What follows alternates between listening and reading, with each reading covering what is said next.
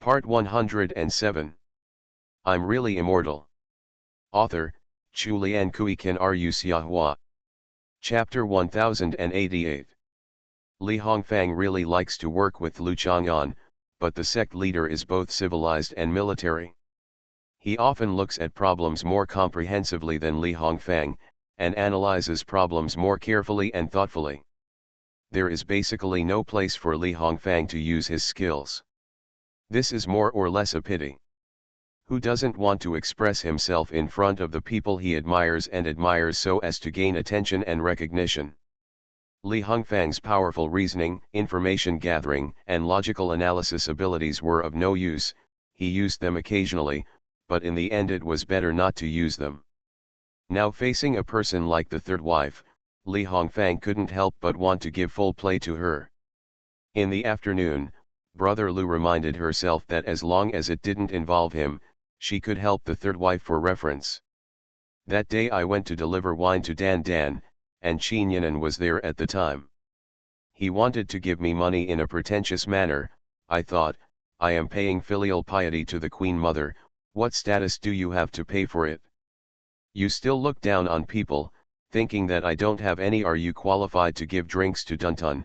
Li Hongfang still felt that Qin Yinan was provoking her when she thought about it, and she later had no choice but to fight back. Su Mei nodded. Li Hongfang is a discerning person, and Qin Yinan is this kind of person. When she was still Yesijin, she would often tease Yechinayu in front of Su Mei to show that she was her biological sister and Su Mei was just an outsider. To pay for the wine brought by Li Hongfang is still to express that Li Hongfang is just an outsider. I pretended not to know who she was and called her Dandan's mother. From then on, she took a grudge. Later, Dongdong's mother took a photo with me and posted it on WeChat Moments. When Dongdong's mother was scrolling through the comments, I saw Qin Yinan leaving a message there. Ah, is this Zhou Dongdong's grandmother? She looks so young, about 10 years older than you. Li Hongfang remembered something like this. This woman is really anger must be retaliated, and it is not grand at all. With this amount of belly, it is far behind compared to Dongdong's mother. Zhou Shuling had a queen's seal, which was given by Shang Guan Dandan. Naturally, Zhou Shuling didn't know the weight of that thing. After seeing it, Li Hongfang asked to find out whether it was given by Shang Guan Dandan. She was surprised and envious, but it was understandable that in Han Dynasty, in the eyes of the Queen Mother, Zhou Shuling was too lovable. I didn't expect that Qin Yinan also had one. He hung it around his neck all day long. Whenever he saw someone, he would take it out from the two piles of male graves to show off. Li Hongfang didn't take it in his hands to identify it carefully, but he saw that the seal button also had a prostrate figure in relief. Looking at the shape of the glass tiger, we knew that it was also the Queen's seal. Interesting, when Su Mei heard that Li Hongfang and Qin Yinan were competing, a smile appeared in her eyes. In the past, Su Mei could not care about her sister-in-law's identity because of her eccentric young sister-in-law. Her heart was always on fire, so Qin Yinan had to. Li Hongfang has such a temperament to treat her. Qin Yinan has a queen's seal. Li Hongfang told the news that both Zhou Shuling and Qin Yinan had obtained the queen's seal. She must have obtained it through bottomless flattery and painstaking flattery. The queen's seal, Su Mei pondered for a moment. Although she believed that she, Lu Chang'an and Zhu Huntang had formed a de facto family relationship and did not need Shang Guan Dandan's approval, something like the queen's seal seemed as an inexplicable attraction. Just think of girls nowadays who always want to add their name to the real estate certificate. Even if it is not possible, they will get a marriage certificate or something. Some factual signs and legal certification concepts are really important. Zhu Huntang seems to have some kind of seals of void-cutting dragon flame immortal and princess of colorful glazed pure white fairyland Maya Maya, and she showed them off in front of Su Mei. It seems that they were given by Shang Guan Dandan. This problem child Shang Guan Dandan, who is suspected of having a personality disorder, sends these seals everywhere. Why doesn't he give one to Su Mei? Isn't Su Mei more qualified than others? Of course, the seal is in her hand, and she can give it to whomever she wants, but if she has any resentment because of it, that is only Sumei's own business and has nothing to do with Shang Guandandan. Shang Guandandan doesn't know and doesn't need it. Care about what Sumei thinks, huh? The question now is that since ancient times, there have been many concubines in the harem, but there is only one queen. Why does Shang Guandandan have two queen seals? Li Hongfang put down her chopsticks in a leisurely manner, clasped her hands on her knees, leaned forward slightly, with a meaningful look on her face, and her tone became calm and solemn. Sumei was slightly startled. When Li Hongfang mentioned that Qin Yinan and Zhou Shuling both had the queen's seal, she thought of this problem. However, in Sumei's eyes, Lu Chang'an, Shang Guandandan, and Zhu Huntang, whether they were Xinjian Zhu Fenglai Jianmen, or canonizing queens and princesses, are all just a joke. Even if Shang Guandandan canonize more queens, what does it mean? After all, Sumei was pregnant with Zhu Huntang and gave birth to her. This is a miracle that shocked the past and the present in the history of life on earth. This is destiny, and its meaning transcends everything. In the face of this kind of destiny, no matter what dynasty, what kind of queen mother, or what kind of queen, they are insignificant. They are like gods overlooking the world, watching a group of stupid people shouting, praying and praying in front of stupid clay statues, which is ridiculous. You mean, there is an explanation in it? Sumei was a little curious, but it became clear that she wanted to hear an analysis from the perspective of an ordinary person like Li Hongfang. Li Hongfang glanced at Zhang Xinhan, who returned to the dining table and was about to pour water for Sumei. Seeing that Sumei had no expression, Zhang Xinhan stepped away and stood on the edge of the top floor, staring blankly at building 1 of Bailong Center opposite.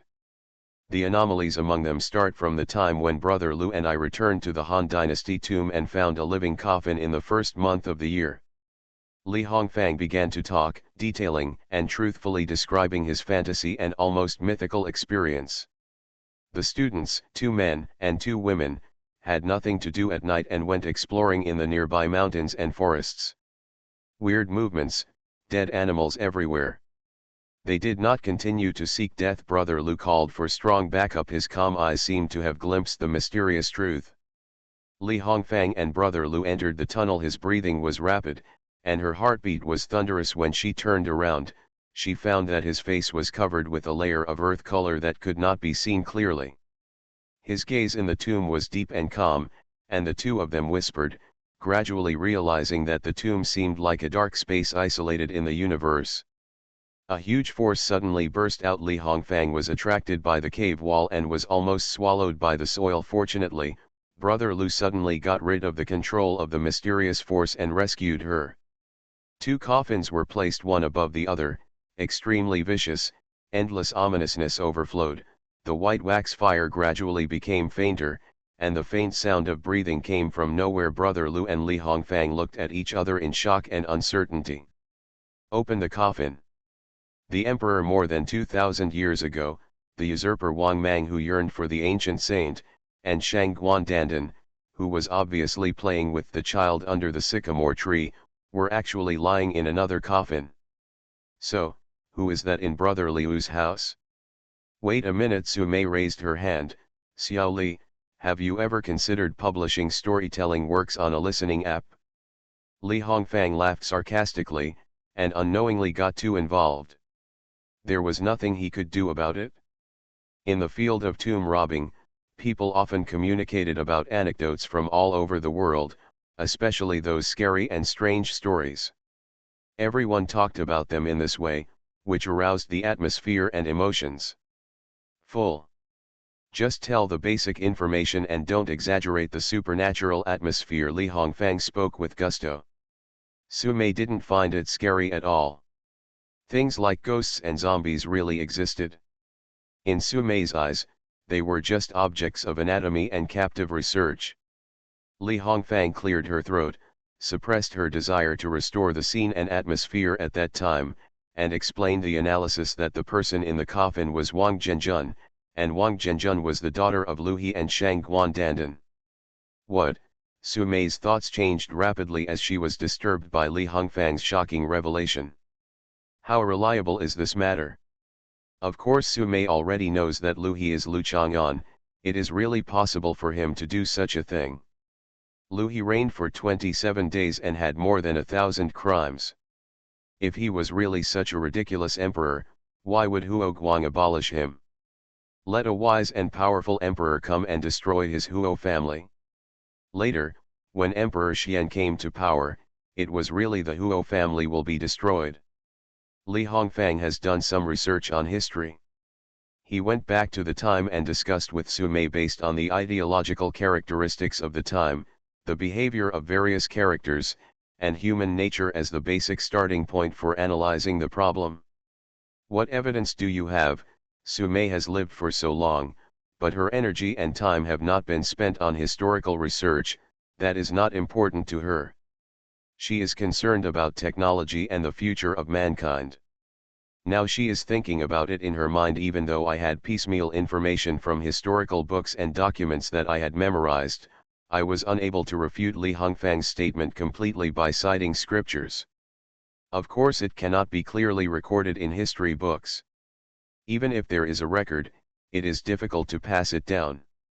If you hear a little rumor, the court will kill people and silence them. But we can also find some clues, that is, among Lu He's crimes, one is that he played a trick the Queen Mother's pony carriage. If you think about it carefully, as an emperor, does he need to care about a pony carriage? This is an illusion. There is a folk saying that father-in-law cannot sit on the wife's bed. Sitting on the wife's bed is equivalent to wanting to go to the wife's bed. Lu He wanted to play with the Queen Mother's pony carriage. In fact, he wanted to play with the Queen Mother. Not only did he think about it, he actually did it. This is what the court said. This is something that all the bosses will never tolerate. In the second year after Lu He was deposed, the Queen Mother gave birth to Wang Zhenjun, which started the prelude to the Wang family's usurpation of the Han dynasty. Li Hongfang couldn't help but sigh leisurely. History is written about the Wang family, but in fact it is still the blood of the Lu family. Wang Mang has been accused of usurping the Han dynasty for 2,000 years, but in fact he is just complaining about his grandfather Lu Heming. You take away my grandfather's throne, and I will take it back with my own hands. Xiao Li, do you think I am illiterate? Wang Mang is Wang Zhenjun's nephew. Su Mei frowned, but she did not completely regard what Li Hongfang said as nonsense. She knew very well that it would be very difficult for Lu Chang'an to leave an heir. It's not that he has a problem, it's that ordinary people simply don't have the qualifications and ability to give birth to his offspring, but Shang Guandandan seems to be much more powerful than Su Mei, who has already given birth to Zhu Huntang. From the perspective of the level of life, perhaps Shang Guandandan is the one who upholds the will of life on earth and was born to match Lu Chang'an. It is really possible that Lu Chang'an and Shang Guandandan left descendants when he was still Lu He, although from all the current signs, it seems that Zhu Huntang is Lu Chang'an's only descendant. Lu Qianqian? Qin Yinan has been using various methods to form psychological hints to make everyone accept that she has also left a seed for Lu Chang'an, but what kind of offspring a gestational sac is, whether it can be born, and when it will be born are completely unknown. Zhu Huntang is a typical example of this kind of psychological suggestion after being tricked. She is full of expectations for Lu Changchan. She hopes to have a sister like ordinary people so that she can survive the addiction of being a sister. She wants to teach Lu Changchan the Baa language, and she only wants to change without learning. Chen Yang went around playing, and was tricked by her best friend without even realizing it. The key point of Li Hongfang's analysis that is not worthy of acceptance is that if Lu Chang'an had been able to leave descendants long ago, he would not be so indifferent to Zhu Huntang. But the question of whether there will be any descendants can be put aside for the time being.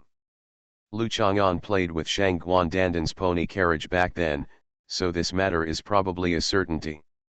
Look at how sticky Lu Chang'an and Shang Guandandan are now. The two of them are either holding hands, or Shang Guandandan is holding Lu Chang'an's arm. She also likes to rub against him, climb on his back and lie on her back. Let him carry you for a few steps. Zhu Huntang was almost like this when he was with Lu Chang'an, but Zhu Huntang was his biological daughter. Why should Shang Guandandan be so close to her? The key is that Lu Chang'an has never walked with Zhu Huntang on his back. According to the report, every time Zhu Huntang climbed on Lu Chang'an's back, she was trying to retaliate after being dealt with by Lu Chang'an, biting and pulling him, or trying to blow his head off with a pair of scissors. The more I think about it, the more I feel that Shang Guandandan is using the relationship of Queen Mother and Emperor that has been casually recognized for more than 2,000 years to blind others and hide the truth about what she once had with Lu Chang'an. Wang Mang lost his father when he was young. With such a background, he was able to rely on the support of the Wang family and the Lu family to reach a very popular position step by step. Is it really just because of his acting? Li Hongfang didn't believe it at all. Actually, it's not important. What we can confirm is that one of Shang Guandandan's 2 queen seals was from when she was the queen, and the other was from Wang Zhenjun. Except because she keeps her daughter's jade seal as a memory of her relationship with Wang Zhenjun, so what other explanation can explain that she has 2 queen seals? Su Mei raised her head, and the bright tableware in front of her eyes reflected the light and shadow of building 1 of Bailong Center behind her.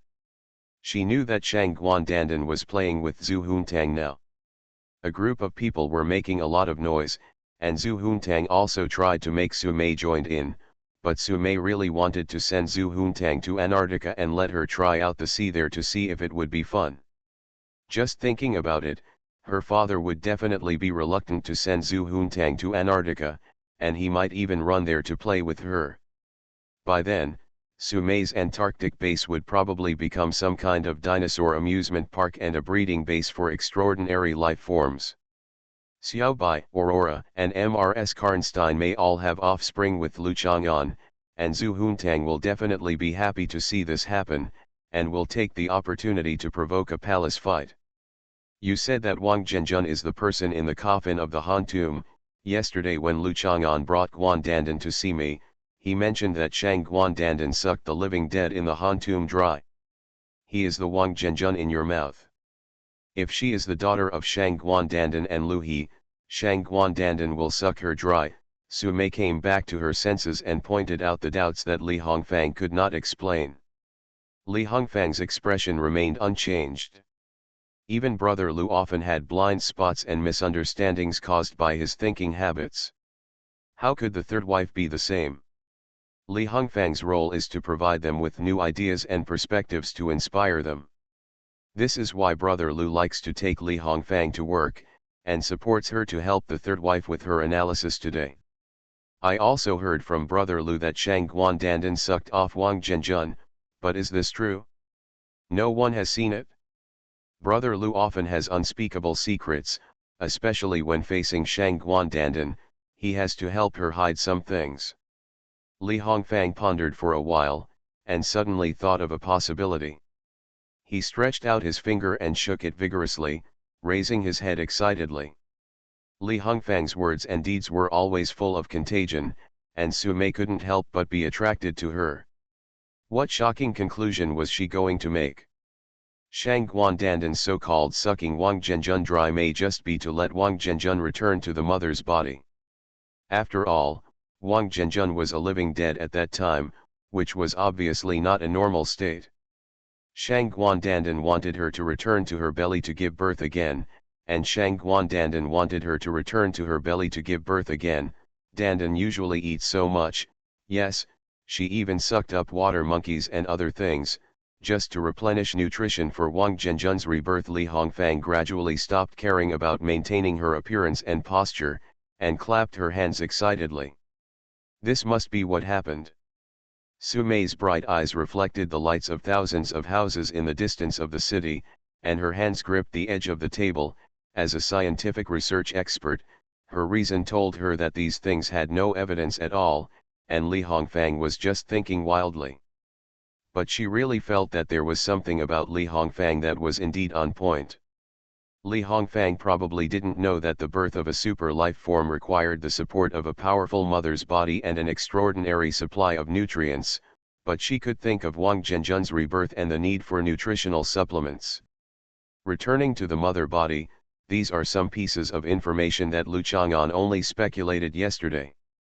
What really caused a stir in Su Mei's heart was that Li Hongfang was the one who revealed that Ye Sijin was reborn as Qin Yan'an by Shang Guandandan. It was really possible that Shang Guandandan would repeat his old tricks and rebirth Wang Zhenjun. If this person who was ranked second in history was the tall woman is really the daughter of Shang Guandandan and Lu He. Could Qin Yan'an be the gestation body carefully prepared by Shang Guandandan? Her so-called gestational sac has now become Wang Zhenjun's reborn body? Is this one of the reasons why Shang Guandandan gave Qin Yan'an the Queen's seal? After all, Qin Yan'an also has to pay a lot of price. Many times, people don't need specific clues to discover the truth. What they lack is just a sudden direction of thinking. Su Mei was silent, unsure whether to follow this direction to confirm. The water gun battle ended with the defeat of the Lu and Zhou coalition forces. Lu Chang'an was judged to have been killed by Zhu Huntang and had to retreat to rest. According to Zhu Huntang's temporary rules, the person who died in battle cannot speak or move, and of course she cannot be arranged to study. Lu Chang'an lay on his back on the beach chair and really had no intention of moving. He just watched Yan Qingcheng, Zhu Huntang, and Zhou Dongdong playing together and did not urge Yan Qingcheng and Zhu Huntang to go to class. Yan Qingcheng and Zhou Dongdong are really devoted, but as for Zhu Huntang, Yang's ambition is obvious. As long as no one urges me, I can't take the initiative to learn, and I have to pretend that there is no such thing as learning at all. No matter what happens, play calmly and calmly. Zhou Dongdong lay on the beach and let Yan Qingcheng and Zhu Huntang bury the sand on her body. From time to time, she raised her head slightly to see the progress of being buried in the sand. She looked forward to waiting for Sister Xiaotang to write a monument to the Monkey King on top of her head. This is a game she came up with on her own. Lu Chang'an is used to it. Things Zhou Dongdong comes up with to play always exude a feeling that complements her temperament.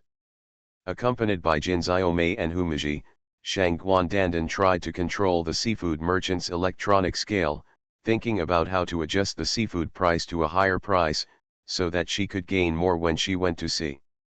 The Queen Mother, who is diligent and frugal and always lives her life wisely, does not rely on labor to catch more seafood, but secretly adjusts the settings of the electronic scale to increase her income. Is there a problem? Not at all. If there is, then get rid of the person who asked the question. Qin Yan'an was relieved that Jin Xiaomei and Humiji accompanied Shang Guandandan. It was said that in Shang Guandandan's eyes, Jin Xiaomei was a robot. A traditional queen mother would not accept a robot as her daughter-in-law, but Humiji was not the type that her brother liked at all, right? The body and muscle curves are good looking, but they are just for looking at. There should be very few men who can accept the body of Chun-Li, a female fighter from Street Fighter. So she walked over to Lu Chang'an and sat down, calmly helped him unbutton his shirt, gently stroked away the water stains on his chest and abdomen with her palms, and asked with concern, "Do you want me to take you with me? Go and change your clothes? It's uncomfortable to wear wet clothes, right?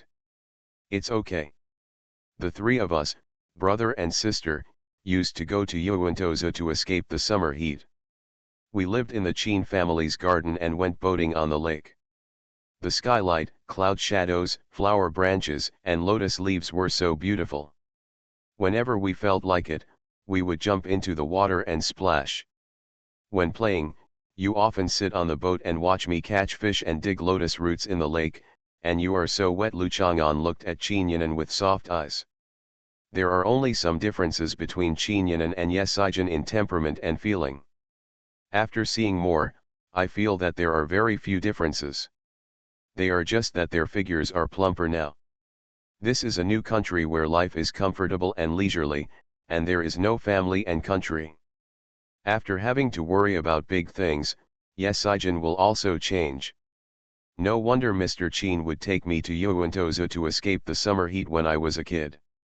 He would always watch me recalling something, and laugh softly from time to time, probably remembering the past. The health doctor forbade him from laughing too loudly, saying it would hurt his health. The corners of Chinyan's mouth curled up slightly. The Chin family's garden is probably now a hotel transformed from a scenic spot, a scenic spot. I remember that the lunch we ordered on the boat came from the Yingbinlu restaurant. I wonder if there is still a Yingbinlu now. Lu Chang'an, he turned his head and asked, since Chinyan had been there, he should know. Yes, but it's hard to say whether it's a legacy from back then. I remember the dishes I often ordered included crab meal and shark's fin, crispy whole duck, chicken rapeseed, squirrel mandarin fish, etc. Your favorite thing to eat at that time was crab meal and shark's fin. You had to choose freshwater live crabs early in the morning and peel out the butter. Crab meat, and then take the best shark's fin and simmer it with fresh crucian carp soup. The shark's fin absorbs enough soup juice and then add crab butter and cook it. Later, when Bald came to Wuxi, he also liked this dish, but the one he tasted was inferior. I still praise him as the best in the world. Lu Chang'an couldn't help but smile. Some people have little knowledge, but they always like to comment on this and that as the best in the world. Qianlong seems to be this kind of person. I also like to eat it now. Qinyan gently inserted her fingers into his hair, clamped her white and delicate fingers slightly, and smoothed out the remaining water in the hair. Her brows and eyes were full of tenderness. At that time, I probably only if you know how to eat, I can cook it for you now. I will prepare the ingredients and ask you to come over and try the craftsmanship another day. Lu Chang'an nodded comfortably. Qinyan's fingers seemed to have magic power, gently scratching his scalp. It was much more comfortable than Shang Guandandan's hand reaching out and scratching at other people's heads. Shang Guan touched her head carelessly, which often made people feel that she just wanted to mess up Lu Chang'an's hair like a chicken coop. Seeing that he had closed his eyes, Qinyan put her arms around his neck, allowing him to rest next to her with more enjoyment. Who can refuse the gentle land, the white jade pillow, and the beauty to rest on? Lu Chang'an smiled and moved away. Qinyan was much bolder than Yan Qingcheng. Although she did not choose a three-point bikini, the swimsuit with high waist, high slits, and low collar was already the ultimate beauty in the world. Every time I see Qinyan's figure, it's probably because the adolescent boy discovered the adult learning materials hidden by his parents at home, saw the beautiful scenery in the collar of his desk mate for the first time, and the girl he likes was picked up by the wind while running. The hem of her skirt is up, and you are right behind her. Feelings like this are absolutely unsettling. Of course, there are very few boys who are so pure nowadays. Often before they have the ability to actually operate, they have learned enough pornographic words through various pictures, videos, and online novels, and they are good at making up serious things. The idioms of the classics have changed so much that they cannot be looked at directly. Lu Chang'an is not that pure, but Zhu Huntang and Yan Qingcheng are both here. What will it look like if he and Qinyan stick together? Elders are generally decent people in front of children. Qinyan glared at him angrily, then straightened her waist, leaned back on the beach chair with her chest raised, folded her legs and crossed them together, bent her wrist and handed a piece of sunscreen to Lu Chang'an, her eyes as shy as the spring water. With the sea in my heart, wherever is the Maldives, Lu Chang'an couldn't understand her mysterious operation. If you have the sun in your heart, you will be illuminated by the sun wherever you go, Qinyan explained accurately. Lu Chang'an didn't play this with her. They were obviously in the indoor swimming pool, and he was putting sunscreen on her here, but others thought he was a pervert. He walked to the beach with white sand like snow and stretched out his hand to pull out Zhou Dongdong, who was buried like an Egyptian pharaoh. Zhou Dongdong was shocked and tried to struggle, but his hands and feet were buried in the sand and could not move. When his hands and feet could move, they had been pulled out by Lu Chang'an. She was originally going to lie here all the time. The monument to her little friend Sun Wukong was dumped. I have to wait until the white dragon horse transformed by Sister Xiaotang passes by and helps me take down the monument to my little friend Sun Wukong before he can be resurrected and go fight monsters with her. Lu Chang'an just put down Zhou Dongdong, and she tried to lie back on the chubby body. In the sandpit. I'm going to bake the crabs. Lu Chang'an walked towards the giant crab that was still lying on the reef. Zhou Dongdong quickly climbed up from the sandpit, waving his hands and jumping behind Lu Chang'an's butt. She was just a child who had not grown up, Sun Wukong. The most important thing was to eat more and grow up quickly. Let Sister Xiaotang do the monster thing herself. Big chapter, various requests. I'm really immortal. Author, Chulian Kui Kan Ru Xiahua. Chapter 1089. In Zhuntang's kitchen, Lu Chang'an used the handy tools to deal with the giant crab. This kind of crab seems to be a giant, but it is a serious crab like the king crab, mansion crab, swimming crab, etc. Except for the longer legs, the internal structure is basically the same. They can be stabbed to death, then the cover is removed and the gills are removed, and they are chopped randomly. Lu Chang'an was about to put some of the crab legs in a steamer and partially grill them with charcoal, but found that a pair of the longest crab legs were missing. Zhou Dongdong's shouting came from behind. Looking back, he found that she was waving the pair of crab legs around, thinking she was very majestic. Have you become the crab general again? Lu Chang'an asked. Zhou Dongdong nodded repeatedly, swung the crab legs around, stumbled and fell to the ground. In order not to lose the majesty of the crab general, he quickly got up. Sister Xiaotang said that she is the dragon king and can make me a shrimp, shrimps, crabs, soldiers, and so on. Shrimp soldiers and crab generals. Lu Chang'an took the opportunity to sow discord between the two stupid children. The shrimp soldiers and crab generals are not powerful at all, which shows that she does not really want to make you a general. And what kind of dragon king is she? The bleeding dragon is definitely not qualified to become the dragon king. Just like she can't be the master of the sect with Lu Chang'an around, she can't become the dragon king because of his presence. I'm very powerful. Do you dare to compete with me? Zhou Dongdong looked at the crab legs in his hand and believed in himself. And he decided that he was so majestic that if he was defeated later, he would not roll around on the ground howling. Lu Chang'an frowned. Zhou Dongdong was a little floaty today, but the question is, how can she float at her weight? It's true that there are no wonders in this world. Lu Chang'an liked to attack Zhou Shuling the most. Zhou Dongdong and Shang Guantundun became more confident, so they picked up 2 crab legs, rushed over and beat the crab general to death. While she was lying on the floor in defeat and howling, he captured her weapons and put them in a steamer, turning the heat to low. Zhou Dongdong lay on the ground for a while, gradually accepting the fact that he was defeated by Brother Chang'an again. He got up and wiped his nose and walked to the kitchen counter. He grabbed the edge with both hands and stood on tiptoe, looking left and right. He found that Brother Chang'an seemed to be want to make crab legs delicious. Sun Wukong will eat the golden cudgel when he is hungry. Zhou Dongdong explained that he would also eat the weapon later, and there was no problem. Then after Sun Wukong eats the golden cudgel, what should he do if he encounters monsters? Lu Chang'an asked with concern. He was not familiar with Sun Wukong, and he was not a child Sun Wukong, so naturally he didn't know how to deal with these situations. He can pull it out of his ass. After he beats the monster, if he gets hungry again, will he eat the golden cudgel that he pulled out of his butt? Sun Wukong doesn't eat shit. I didn't say he ate it. Then when are we going to eat that fish that smells like shit again? The mandarin fish is getting fat now. I'll make it for you to eat some other time. Zhou Dongdong nodded, reached out to hug his thigh and leaned against him, looking up at Brother Chang'an blankly. In fact, Zhou Dongdong's favorite hero was not Sun Wukong, but him.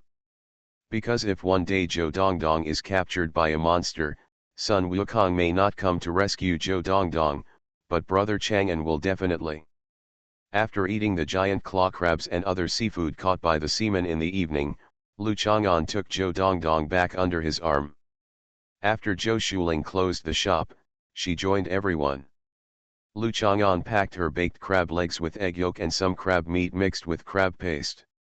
They were packed in a beautiful white porcelain lunch box with gold and jade tops. It looked very appetizing. After playing enough and eating enough, Yan Qingcheng went to make up lessons for Zhu Huntang. Even Zhu Huntang has to make up lessons until midnight today. I also plan to give you a test to stimulate your brain cells, Lu Chang'an said to these people who are not very good at thinking, or who don't like to use their brains.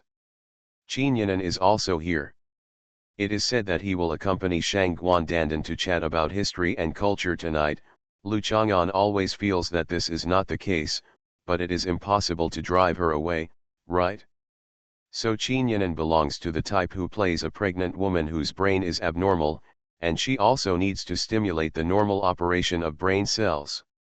Let's eat roasted brains later, Zhou Dongdong tilted his head and said expectantly under Lu Chang'an's armpit. Previously, he thought he was going to eat roasted brains, or roasted children's brains. Later, brother Chang'an said Zhou Dongdong had no brain, so Zhou Dongdong felt relieved and no longer feared that his brain would be roasted and eaten by others. Roast your brains and eat them. Lu Chang'an was not surprised that Zhou Dongdong understood the irrelevant meaning from his words. He just reached out and touched her belly, very suspicious of Zhou Dongdong's. The brain grows in the stomach, so it is natural to understand the meaning related to eating from various conversations. Do I have a brain again? Silly boy, of course you have a brain, you just can't use it very well, Zhou Shuling said angrily. Fortunately, her mother's brain is better and she can take care of her until she grows up. It doesn't matter even if she is a little stupid. Fools are blessed.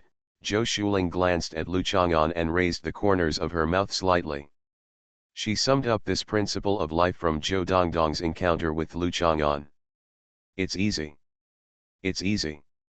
It's easy. Hurry up and come up with the questions, Qin Yinan urged. She also wanted to test her brain power. As the saying goes, a pregnancy makes a person stupid for 3 years. This sentence has a certain factual basis.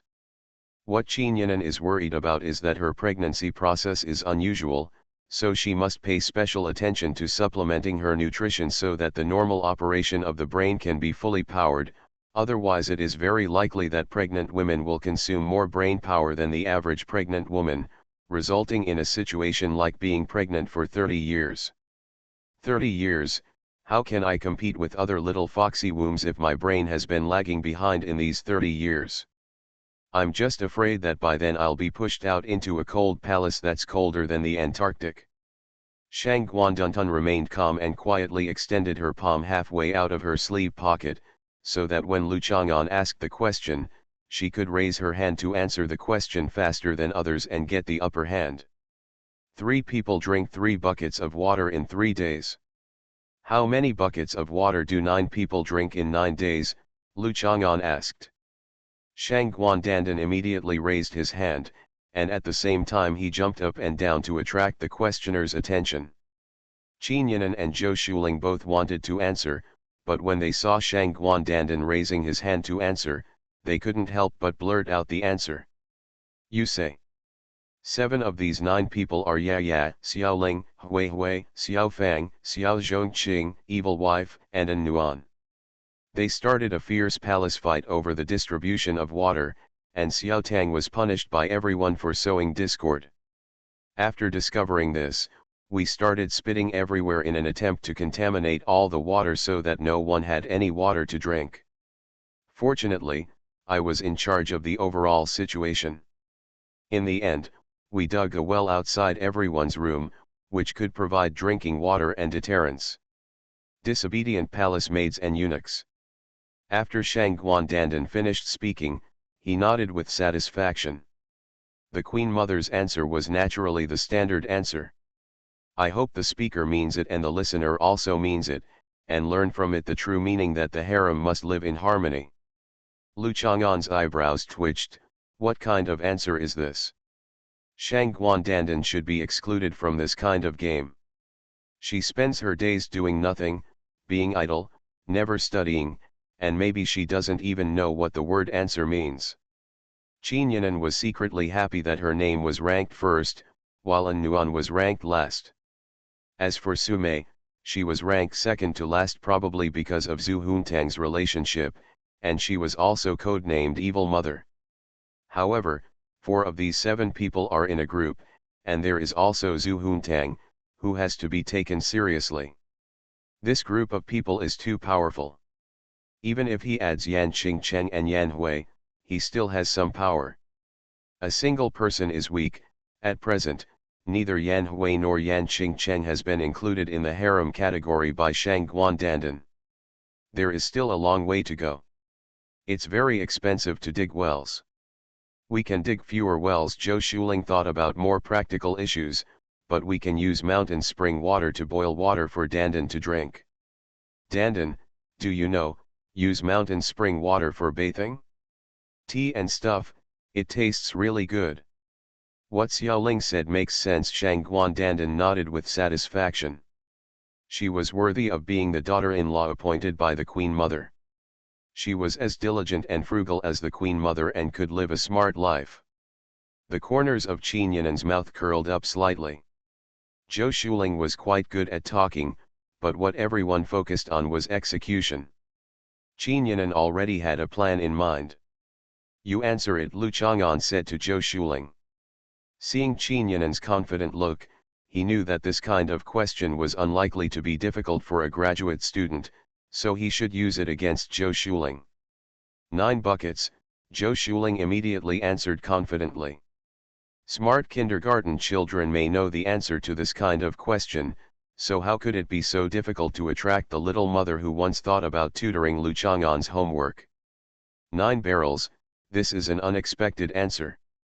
How do you calculate it?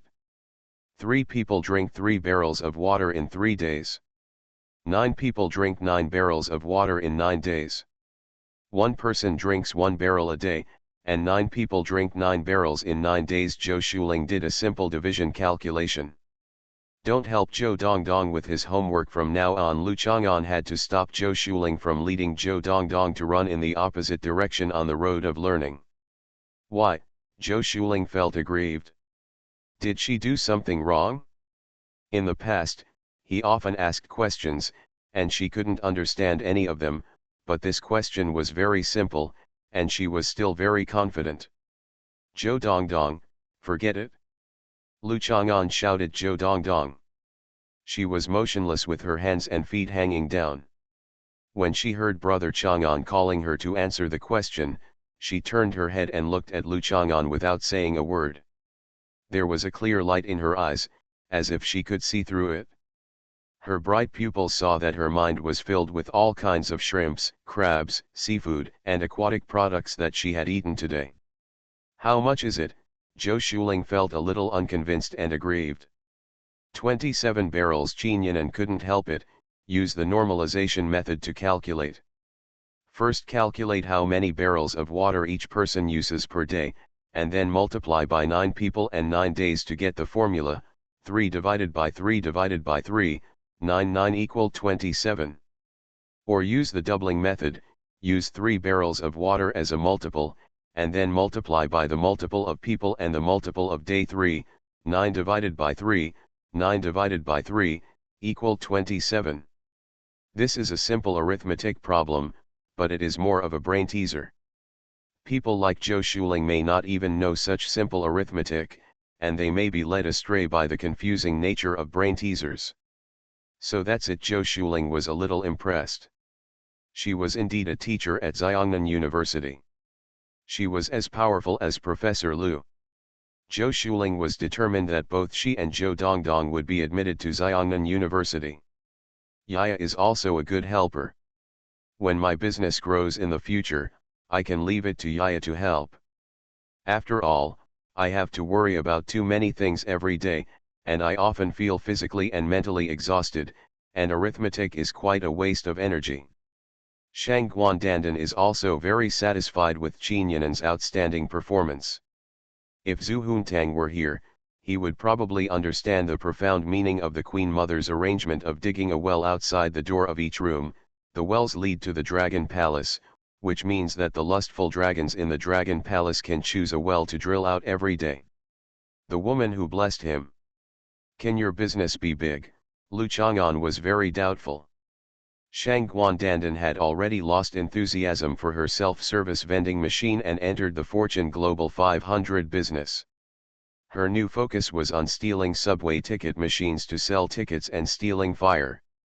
The flamingo boat is placed in Zhuntang's swimming pool to develop tourism. Or are you still secretly plotting against the bank? Anyway, when he passed a bank just now, Lu Chang'an noticed Shang Guandandan staring at the ATM machine. Lu Chang'an couldn't help but feel a little emotional. In the new era, he was still making positive contributions to the stability and harmony of society. He paid attention to Shang Guandandan every day to prevent her from doing evil, which was to serve the country and the people. I have discussed with Xiao Tang today and are planning to do business together, Shang Guandandan said confidently. If she and Zhu Huntang join forces, as long as Lu Chang'an doesn't cause trouble, they are basically invincible in the world, and making 10,000 gold a day is just a matter of fingers. It leaks a little bit of soup water. Take Zhou Dongdong with you, you will be even more invincible. Lu Chang'an pointed at the child under his arm. It seemed that this human cub was in the same group as some bird or some mythical beast cub, and he pointed again, referring to Zhou Shuling, let her be your accountant. Everyone was happy and didn't think anything was wrong. I can also help with suggestions. Qin Yinan naturally wanted to actively participate in it. Let's not talk about the prospects and feasibility of doing business. Anyway, the most unacceptable thing for a woman is that the people around her form a small circle, but she is not accepted into it. Although they haven't even figured out their horoscopes and haven't even thought about what kind of business they are doing, it does not affect their enthusiasm to express their opinions. Lu Chang'an, who had never thought about participating, was actively rejected by Shang Guandandan. She wanted to. When the business got bigger, Lu Chang'an became jealous and had to hand over his financial power, bank cards, WeChat Alipay, and Q coins. There was a chill in the night breeze, and only the creatures under the armpits were slightly warm due to their rich fat content. Back home, Zhou Shuling wanted to treat everyone to drink her newly prepared mixed juice. Lu Chang'an considered that many fruits have not been on the market in large quantities during the season. For example, the watermelons, cherries, bayberries, etc. at home were still expensive, so Lu Chang'an made them. Zhou Shuling pressed down on the sofa and asked her to eat the packed seafood first because it was too cold to taste. He went to the kitchen to prepare juice. Qin Yinan glanced at her brother's back, smiled slightly, held Shang Guandandan's arm, and whispered affectionately. The last time she spent the night here, she gave Dandan a self-service vending machine. Dandan also read Dai Lian Hua Feng Kai Wu. But now Qin Yinan is thinking of Li Qingzhao's reminiscences of playing the flute on the Phoenix platform, Xiang Leng Jin Ni, because the first sentence of this poem is Xiang Leng Jin Ni, being rolled over by red waves, gets up and combs his hair lazily. There is the same word caught on the red wave as in Dai Lian Hua Feng Chi Wu, but Qin Yinan's mood is naturally different from the loneliness and coldness in Li Qingzhao's poems.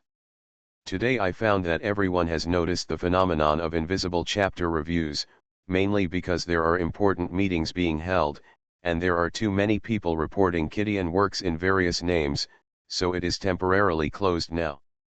Your chapter comments have not disappeared and will be displayed in 2 days. All kinds of requests. You are listening to Novels at Bless Up channel. Wish you happiness and luck. Please subscribe to receive new novels. How do you feel about this novel? Please like and leave a comment. I'm really immortal. Author, Chu Lian Kui Kan Ru Xiahua. Chapter 1090. Shang Guandandan took out a bunch of change from his sleeve pocket and put them together one by one. He counted more than 500 yuan. This was Shang Guandandan's income from traveling to the sea today. Originally it only cost more than 100 yuan, but Shang Guandandan successfully took control of the electronic scale, and his income naturally increased significantly. Although Zhu Huntang was a little confused about the sudden increase in the price of a big crab, the only measure she took was to step on the electronic scale a few times. When she found that the displayed price remained unchanged, she no longer cared about the increase in purchase costs and happily paid.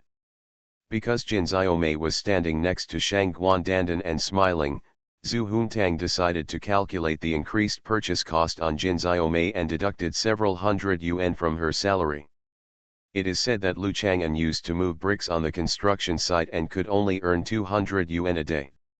My income from the sea was 2.5 times that of him. Shang Guandandan nodded proudly and praised himself. The Queen Mother is really amazing and she has made a lot of money. Pen. I heard you say that catching the sea is really fun, but it's a pity that the business is so good tonight that I can't get away, Zhou Shuling said with some envy.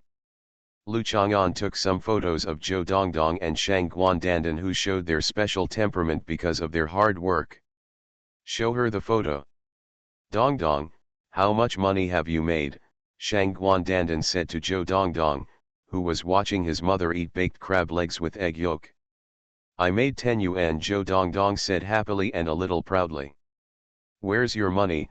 Zhou Shuling asked quickly. This was a huge sum of money for Zhou Dongdong. I gave it to brother Chang'an. What are you doing for him? Qin Yinan asked with a smile. I'll give brother Chang'an pocket money.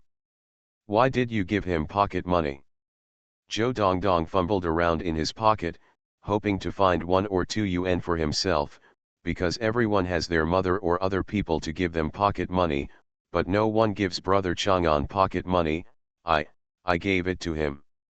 Qin Yinan raised her hand and touched Zhou Dongdong's head, and secretly made up her mind that she must give birth to such a well-behaved and considerate son to serve as Lu Chang'an's little cotton-padded jacket. Let's see if Zhu Huntang can still act arrogantly as if she is the only one who can inherit Zhu. The position of the leader of the Fenglai sword sect. Shang Guandandan held his head up proudly. Although in Zhou Dongdong's eyes, Shang Guandandan was definitely the kind of mother who didn't give Lu Chang'an pocket money, or even asked Lu Chang'an to give him pocket money. But in fact, Shang Guandandan gave him his pocket money is piles of gold, but it's a pity that he is so prodigal that even if someone digs it out and leaves it somewhere, he won't take it back. Shang Guandandan decided that one day, she would take her daughters-in-law to that place to get the gold back. How much the daughters-in-law took would be counted as their dowries, each based on their ability. By the way, remember last year when that fierce little girl came here to quarrel with Yaya, Xiaoling was there too. Speaking of daughter-in-laws, Shang Guandandan felt a little nostalgic for the first palace presided over by the Queen Mother. The scene of a fighting meeting. I don't know when I can host a higher-level palace fighting meeting again. That day, Yaya quoted scriptures, and the evil woman who transformed into the little girl Sunangzia was sharp-tongued and vicious. Xiaoling was submissive but relied on her innocent and simple performance to win the approval of Shang Guandandan. Zhou Dongdong was also present, but silently. The resting place disappeared, there was no speech, and there was no sense of existence. Hey, I haven't seen that little girl again, Zhou Shuling nodded. She was deeply impressed by that little girl. Her eyes seemed to be shooting nails all the time. Looking at Zhou Shuling felt that she was nailed by countless nails. There was no movement on the wall. It would be nice not to see a little girl like that, Qin Yinan said lightly. Although Zhou Shuling in front of her was also a competitor, in general Su Mei was 10,000 times more difficult to deal with than Zhou Shuling. The key was Su Mei's methods and scheming. Are all relatively unlimited. Zhou Shuling is mainly lucky, and the method she uses is the gentle and caring emotional strategy of traditional women. In fact, it is not difficult to deal with it. Does Lu Chang'an still lack this type of woman? That Su Mei does everything she can, and you still have to worry about her various despicable plots to deal with her. She is definitely the darkest and cruelest villain in the harem series. I remember that Yaya said that her favorite eulogy at that time was Partridge Sky, everything is bad after Changman by Hezu of the Song dynasty. Shang Guan said with unfinished meaning. Today, only Qin Yinan and Zhou Shuling are here. These two people you can't fight. Although Qin Yinan has fighting spirit, like a magnificent sword, Zhou Shuling is like a soft and bouncy sponge. There is no point in hacking or punching a sponge without putting much effort. It would be more fun if there were dozens more daughter-in-laws, with more colorful personalities, and palace battles could start at any time. Of course, you can have many daughter-in-laws, but you can only have one queen mother. If you run away, many women came out and claimed that Lu Chang'an was also their moth, which would make life difficult for the queen mother. Yes, Qin Yinan also recalled that she was very happy that day. Her performance completely surpassed Su Mei's. Su Mei actually talked about the marriage law with Shang Guandandan. She didn't need to call her Sunangziu, she could just be Shilazi himself. What about this one? In addition to reading some poetry books, Shang Guandandan's knowledge of many famous poems basically comes from those time travel historical novels, where the protagonists like to take other people's poems as their own use. Shang Guandandan also wanted to do this, but she was a shameless and moral Empress Dowager, and there was no way she could do that. Especially if she announced that a certain poem was actually written by the Empress Dowager under a pseudonym, she would definitely attract exposure and cynicism. Very positive about having fun doing this. Sushi's Jiangchenzi dreams on the night of the 20th day of the first month of Yumao. Qin Yinan was a little confused. Why did Dan Dan want to talk about poetry again?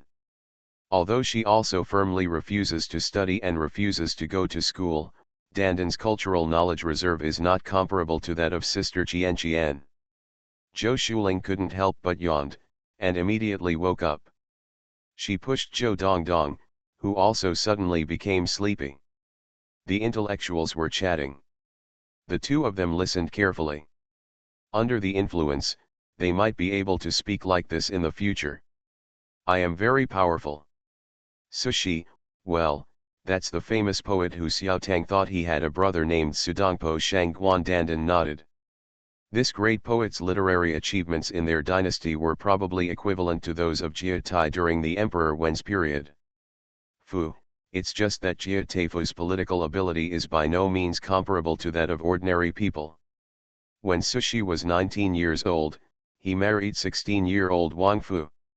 Wang Fu died of illness in Kaifeng when he was 27 years old. Susun also died a year later. Sushi and his younger brother Suche escorted their father Susun's family. The coffin returned to his hometown, and Wang Fu was buried next to his parents' cemetery. After 3 years of mourning, the brothers returned to the capital and never returned to Meishan. Qin Yinan sighed lightly. When I learned these poems in the past, I only felt the beauty of the words, but now it is more than that, especially after learning about my predecessor's past, I have many insights and sighs. On the 10th year after Wang Fu's death, Sushi had already married Wang Fu's cousin Wang Runzi. When he was an official in Dangkong province, he dreamed of Wang Fu. Wang Fu's life was fixed, and he would always be young and beautiful in his heart. It seems that Sushi is getting older. Qin Yinan said this, but did not continue. She couldn't help but raised her head in surprise and glanced at Shang Guandandan. She saw the Queen Mother's clear eyes, which reflected the lights in the living room with a complicated and blurred look. Qin Yinan was lamenting that he was alone today. With little strength, Shang Guandandan guided her to talk about Sushi's life. Didn't Sushi marry Wang Fu first and then marry Wang Fu's cousin? It just so happened that he now had a cousin, Qin Zisi, in Junxia, so Shang Guandandan's intentions became clear. Just as he was thinking about it, Lu Chang'an came out of the kitchen with a large amount of juice. Qin Yinan temporarily put down his thoughts and saw that Zhou Shuling and Zhou Dongdong, who were still drowsy just now, had become energetic. After drinking the juice, everyone should go to bed early tonight and have a good dream together. After Shangguan Dandan finished speaking, he raised a glass of juice and drank it. Lu Chang'an glanced at her. Shangguan's dull black hair reflected the bright luster in the living room. He always felt that her words meant something, but he had no clue. Anyway, the little old lady kept talking all day long. Sometimes I just want to fool others into paying more attention to her eyes, words, etc., and don't care too much. It's raining tonight, and the pattering rhythm reminds Lu Chang'an of the sound of a large piece of chicken steak being thrown into the frying box in a chicken chop shop. It's also so dense and continuous. After having such an association, the unique peaceful and hypnotic feeling of the sound of rain suddenly disappeared without a trace, leaving only the image of fried chicken steak in my mind. Why are you suddenly thinking about these things? Lu Chang'an was confused for a moment, and it turned out that he had woken up. The room was extremely calm. Raindrops stuck to the windows, twisting and sliding down like earthworms burrowing through the soil. Lu Chang'an lay on the bed, feeling the deep rainy night. It seems that it has been a long time since I lay down so comfortably and listened to the sound of rain. It is a bit artificially lonely, but it is not exclusive. Daily life is full of trivial emotions, but at this time there seems to be nothing in my mind, and it feels good. The suitable temperature in the bed makes people not even want to move a finger, but their face is a little cold. The temperature in the room is lower than usual. Is it cooling down again? The weather in April and May is also uncertain, it can be cold and warm at times. Ordinary people often catch colds because they don't wear enough clothes or clothes. Fortunately, it's not the year of 2003, so they won't catch a cold and get a fever. Makes people nervous. Thinking about all this, he didn't know how long it had been. Lu Chang'an was no longer sleepy. He reached out and turned on the light. The orange light shone in the room. He listened to the sound of rain outside the window and felt the boundless night. It seemed as if this place was an independent space suspended in some dark world. Some supernatural or Crusoe-style stories can start from a scene like this. The protagonist opens the door and finds that it is another world. Lu Chang'an squinted his eyes. The feeling coming from inside and outside the room seemed to be too quiet, giving him a very unreal feeling. Especially the sound of rain, which sounded more and more like it was played by some kind of audio equipment. The vibration frequency is not at all the same as the air, leaves, building materials and rain falling on the ground in this community. He touched his cell phone and found that it had no signal. This situation was very rare and had only occurred when the Junsha Telecom building caught fire. Lu Chang'an already felt something was wrong. He stood up and put on his shoes, walked to the living room and looked around. The sound of rain coming from the balcony was much louder. A line of raindrops came in, making the pot of maidenhair fern moist and green. Emerald green. The air is filled with cold water vapor, which is typical of the cold and humid weather in the south. Weather like this in February and March will make southerners feel like they are wrapped in cold and have nowhere to hide. On the electric heating table is Shangguan Dandan's owl. Compared to the area of the electric heating table, this thermos seems to be huge, but Lu Chang'an clearly remembered that she had been holding this thermos after drinking the juice last night.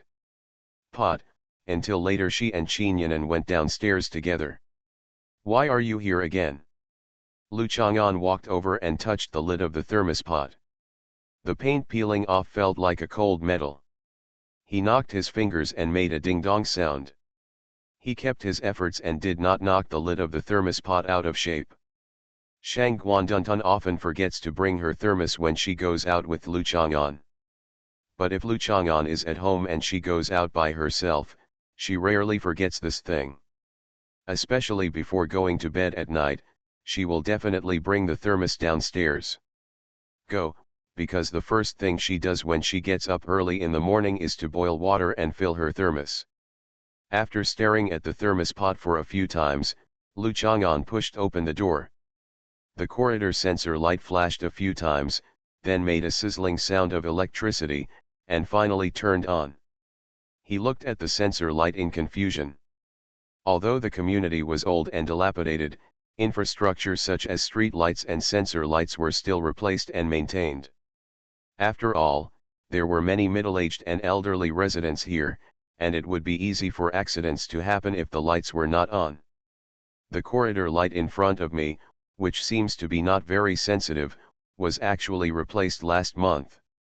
Especially the sizzling sound of the current is even more deliberate, just like the sound of the rain, it seems to be a made-up sound effect. Lu Chang'an looked down the corridor. It was really raining heavily outside. The raindrops fell like beans, making a crackling sound on the ground that was prone to water accumulation. Lu Chang'an was in the room just now.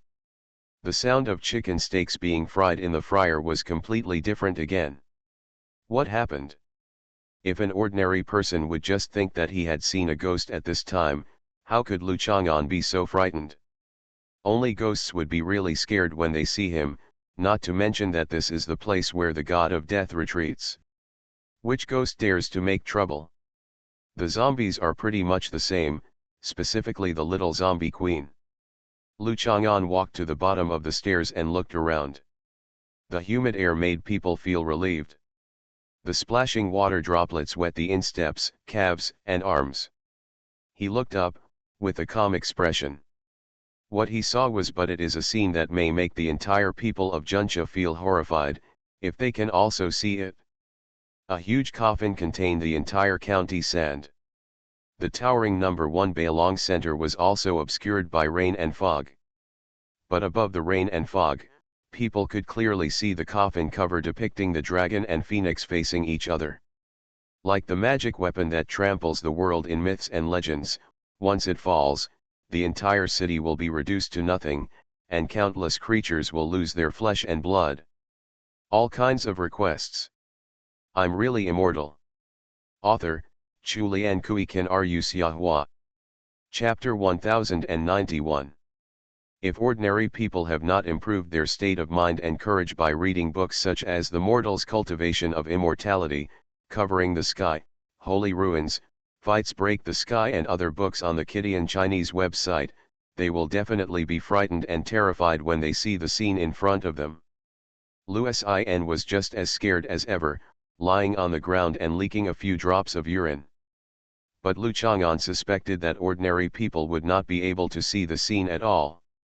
Either he was the only one with eyesight or perception that could see the coffin containing the entire Juncha, or this was not the real world at all, but a very clear dream.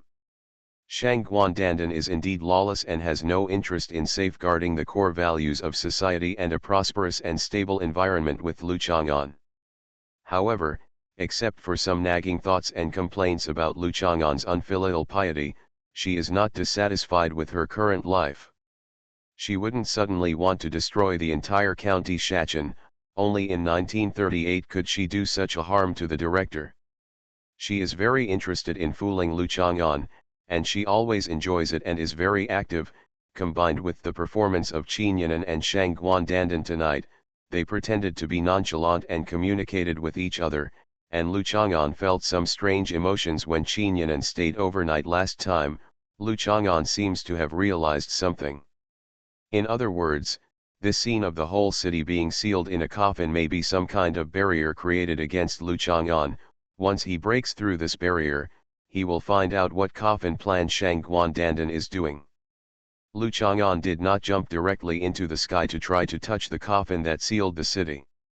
Of course, he would not directly rush into the coffin wall at the edge of the sky. In an unreal environment, reckless force was not the best way to crack it. He remembered that the last night Qinyanan stayed overnight, he must have had a dream, and there were still some images of spring flowers and autumn moon being rolled over by red waves. At that time, he didn't think much about it, because such pictures were just some simple physiologically driven reproduction processes, and there was nothing to recall. What's more, because the woman in the picture could not tell whether it was Qinyanan or Yesijan, it always made him feel that it was both a dream and a dream. But also the memory of that night when I broke my waist. Qinyanan stayed overnight again last night. Will he have to enter that kind of dream again later? Lu Chang'an frowned, how sincerely he rejected this dream. When he woke up from that dream, his recollection was blurry. Now he clearly recognized the dream, but when he woke up, would he be left with the same blurry image as last time? If it is an interesting dream, it is best to be awake like now, it will be as interesting as a fantasy experience. If it's still those low-grade, physiological, and instinctive dreams, just blur them out. After all, he is a person who knows his shame and respects ethics. Lu Chang'an was not in a hurry to get out of the current situation. He was a little curious about this experience. Maybe this was an opportunity to test Shang Guandandan's various abilities. This magical bird was really capable of tossing. He wanted to see if she was real. Belongs to the school of cultivating immortals. Like Zhou Dongdong, he clung to the wall and the ditch step by step and walked to the door of the utility room. Lu Chang'an knocked lightly on the door. There was no movement. He continued to knock several times, but still there was no crack in the door. Then a pair of shining eyes were revealed to look at him in the crack of the door. Lu Chang'an applied a little force, and the door opened in response. In this unreal dream, the bed was empty. Shang Guandandan seemed not to be here. The utility room had the same cold and slightly damp feeling as Lu Chang'an's room upstairs. There was a small stove burning next to the bed. The remaining briquettes are still burning dimly, and the remaining heat can still make people feel a trace of warmth. The very eye-catching thermos kettle owl is still not here. The kettle is carefully placed on the table, which is where Lu Chang'an used to cook and eat. Under the table are boxes of champagne and water neatly placed, piled along the wall like a supermarket liquor warehouse. Shang Guandandan drank the champagne water a little slower than the effervescent water. After all, after drinking the champagne water, she was in a daze and not quite sober. She seemed to be deliberately controlling it, probably because once she was not sober, her hair would become hairy. Will mess up. There were 2 open bottles of champagne on the bedside table. Did she and Qinyanan drink one each last night? It's very possible, but nothing you see in this dream can be done accurately. Only then did he turn to look at the most mysterious object in the room, the coffin. Its patterns are so eye-catching in the dark room. Those patterns and mysterious charm immediately merge with the giant coffin outside that contains the entire county, making people realize that it is the center that controls the phenomena of heaven and earth. Lu Chang'an remembered the first time he met Li Hongfang, where she was pulling the living coffin. There must be visions of heaven and earth. At that time, Lu Chang'an didn't know her nature, and was fooled by her to the point of fingernails. I have to admit that Li Hongfang makes up nonsense every day, but he always manages to get by in a blind way. On the wall next to the coffin, there is a piece of paper with a QR code on it. On the paper, AI, VR, Virtual Reality Metaverse Game Cabin is crookedly written in pencil. What is this? Lu Chang'an looked at the coffin in front of him. He suspected that Shang Guandandan had just randomly piled some concepts she knew together. How could this coffin become a game cabin? Who would play games while lying in a coffin? Is it mapping heavy gamers? Rude. Lu Chang'an took out his mobile phone. There was still no signal, but after scanning the QR code, a payment page appeared, prompting Lu Chang'an to pay 10,000 yuan to experience this AI, VR, Virtual Reality Metaverse Game Cabin. 10,000 yuan? Why don't you go and rob it? Lu Chang'an refused. This coffin belonged to Shang Guandandan, and she naturally set the price. The reason for setting this price was probably because she made money, or in other words, she cheated the most. The amount of money was Bai Fen's 10,000 yuan, so this price was set with great significance. Just after Lu Chang'an finished speaking, the price on the payment page turned out to be 5 yuan. That was pretty much it, so Lu Chang'an clicked to pay. It's still password-free payment. After the payment was completed, Lu Chang'an pushed open the coffin cover.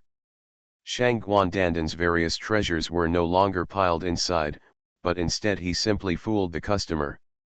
The helmet that Shang Guandandan got as a bonus when he bought the electric car was placed inside. It had the words "Game Helmet" on it. There was also a transparent raincoat that also came as a bonus, with a body-sensing suit on it. This was nothing like high-tech. The two pieces of game equipment from Wu Ganlian immediately made Lu Chang'an feel how wise he was to refuse to pay 10,000 yuan. This sense of cheapness made Lu Chang'an feel that 5 yuan was not worth it. Think about what you can do with 5 yuan now. Find an internet cafe and pay a deposit of 20 yuan, and then find a machine that costs 5 yuan an hour to play. It's not much better than this game cabin. $5 had been paid and there was no way it would be wasted. Lu Chang'an lay down in the coffin, put on his electric motorcycle helmet, put on his raincoat, and reached out to pull up the coffin cover. There is a silent darkness in front of you. The narrow enclosed space allows people to vaguely hear various echoes after quieting down. Lu Chang'an felt carefully, and in the extremely weak echo, he could distinguish two extremely vast and majestic sounds. They seemed to be originally supposed to echo in the boundless sky and be hidden in the deep and quiet sea. Their voices are majestic and majestic, constantly sending out messages to inform all things in the world. These voices come from ancient times, and every trace of them seems to have been captured by this coffin. Dragon and Phoenix. Lu Chang'an reached out and touched the inner wall of the coffin in the darkness, as if he could feel the extraordinary creatures in the patterns trying to stir up his blood and resonate with him. After feeling it for a while, all the sounds gradually dispersed, and there was nothing strange in the coffin. Lu Chang'an came back to his senses. Could this be the effect of the game cabin? Shouldn't the game cabin be like being in some kind of game space as soon as you open your eyes, with an image of a uniformed beauty like Zhongqing or Jin Xiaomei coming to receive you and introduce you to various games? Or it could be like the main god space. Hey, I'm wearing an electric bike helmet on my head and a raincoat on my body. The combined cost of the two may only be 10 yuan, so what do I expect? Lu Chang'an stopped lying down, pushed open the coffin cover and walked out. It was still raining heavily outside, and Lu Chang'an felt the sultry raindrops that were cold against his skin like a lingering female ghost. When he looked up, he suddenly discovered that the center of Bailong in front of him was shining brightly, and the circles of outer walls the lights extend upward, like bright stairs, instructing people to climb it and lead to the top of the clouds. Lu Chang'an remembered that before he lay in the coffin, the upper part of Bailong Center was completely covered by rain and fog. Could this change now be a reminder to him to go? Just like when you are actually playing a game, if you see a particularly shiny thing on the map, everyone will click on it, or press G to pick it up and press F to enter or something. With a leap, like a black hawk flying through the sky on a rainy night, Lu Chang'an arrived at the location of Building 1 of Bailong Center near Dongpeilu Street, where there is a Starbucks. Last year, a man named Wu Fan chased Hans Hizzi from Zhonghai to Junsha. En Nuan accompanied Hans Hizzi on a 4-person date, and the meeting place was Starbucks. At that time, Lu Chang'an arrived first and told Wu Fan's fate. Just as Lu Chang'an calculated, something really happened to Wu Fan later. The dog who tried to tease Zhu Huntang is now the protector of the 9 provinces Fengling sword sect Saintess. Protector Lu was Zhu Huntang's third high-ranking Templar at the time. He had already shown his talents as a protector with a clear distinction between good and evil, wit and bravery, and sent Wu Fan to the hospital. Lu Chang'an stood on the steps in front of Starbucks and couldn't help but pull up the electric motorcycle helmet on his head. He was still wearing a raincoat, but in front of him there was a dark crowd of people, braving the heavy rain, silently kneeling in the square in front of him. The bustling Dongpeilu Street is filled with the broad and prosperous Huangxing Middle Road, and there is no end in sight. Seeing this scene, Lu Chang'an couldn't help but think of the scene in The Matrix, when Keanu Reeves faced the men in black during the final battle on a rainy night. The rain fell on them, flowing down their straight black suits one by one. The water flowed loudly and poured into the drainage ditch. The dazzling light of the Bailong Center reflected the water-colored ground like a mirror. The more people there are, the more noisy it is. This is the norm. When countless people are silent, this abnormal state has boundless depression and weirdness. What? When Lu Chang'an was wondering if this was some kind of religious ceremony, the group of people suddenly looked up to the sky and shouted loudly. Facts have proved that as long as the cry is loud enough, even a BAA is as amazing as a dragon's roar. Zhu Huntang, but Lu Chang'an was not surprised. Hearing this sound, he would subconsciously raise his blood pressure, and then suppress his emotions and shout out the name that gave him a huge headache. It was already a stress reaction. He also noticed that the sign with a disheveled woman's head on the Starbucks store had also changed into a disheveled lamb's head. But, hearing Lu Chang'an's voice, the man in black closest to him turned his head and looked at him with horror and anger. How dare you? How dare you call Princess Baa of the colorful glazed pure white fairyland, Princess of the Void, kill the holy names of the Dragon Flame Immortal, the master of the 9 provinces Fengling Sword Sect, the great emperor of the universe, and the golden dragon Zhan Baa. Why do you bleed before you speak? Lu Chang'an looked at the man in black suspiciously. His face was simple, like a breeze passing by him inadvertently. He would not leave it in his memory even if he had seen him before. Every trace. Baa. This is the Baa universe, and we are people from the Baa planet. Before each person from the Baa planet opens his mouth to speak, he must shout Baa to show respect for the emperor of the Baa universe, the man in black explained matter-of-factly. With an expression full of respect. Lu Chang'an pressed his temples. He had thought before that if Zhu Huntang really had the power to control the world, she would definitely be able to do something like make everyone scream before speaking. Baa. We Baa people came to the earth to rule the earth. Now we are here ready to go. As long as the Golden Dragon War Baa gives the order, we will conquer the whole world, establish the Baa base on 9 continents and 5 oceans, and capture 1,080,000,000 people on Earth come to be slaves, the man in black said impassionedly. It is certain that the birth of these men in black is definitely related to Zhu Huntang, or Zhu Huntang should also be involved in constructing this dream. Lu Chang'an also gave Shang Guandandan many courses on basic knowledge of the modern world, so that she could integrate into and accept the modern world well after she comes out of the coffin. Judging from Shang Guandandan's words and deeds, he was effective in teaching, although his original purpose was to establish a relationship between teacher and student and smooth over the fact that he had been her stepson. Shang Guandandan wouldn't be able to create the 9 continents and 5 oceans. Only Lu Chang'an's precious daughter, who took billions of years to create, would have such a worldview that exposes her illiterate nature. Since you guys have such a major conspiracy, how about you just tell me casually? Lu Chang'an chatted with the man in black in order to obtain more information. Hey, because you are also from the Mi Star, the man in black frowned, you don't know this? Are you stupid? If it weren't for the fact that the man in black was probably an NPC and had a certain value in providing information, and Lu Chang'an had a broad mind, he would have easily killed her. He is now a little suspicious that the dialogue of the man in black was also designed by Zhu Huntang, or it is a kind of learning and imitation. It is barely related to the so-called AI of the game cabin. What? At this time, people in black were shouting in unison again.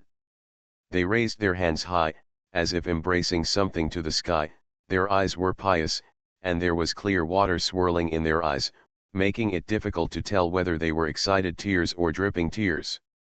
Rain, their expressions are resolute, full of bravery to sacrifice their lives. Lu Chang'an followed their gazes to the sky and saw a huge sheep-shaped airship rising slowly from the top of Building 1 of Bailong Center. The sheep-shaped airship is more than 300 meters long and more than 60 meters high.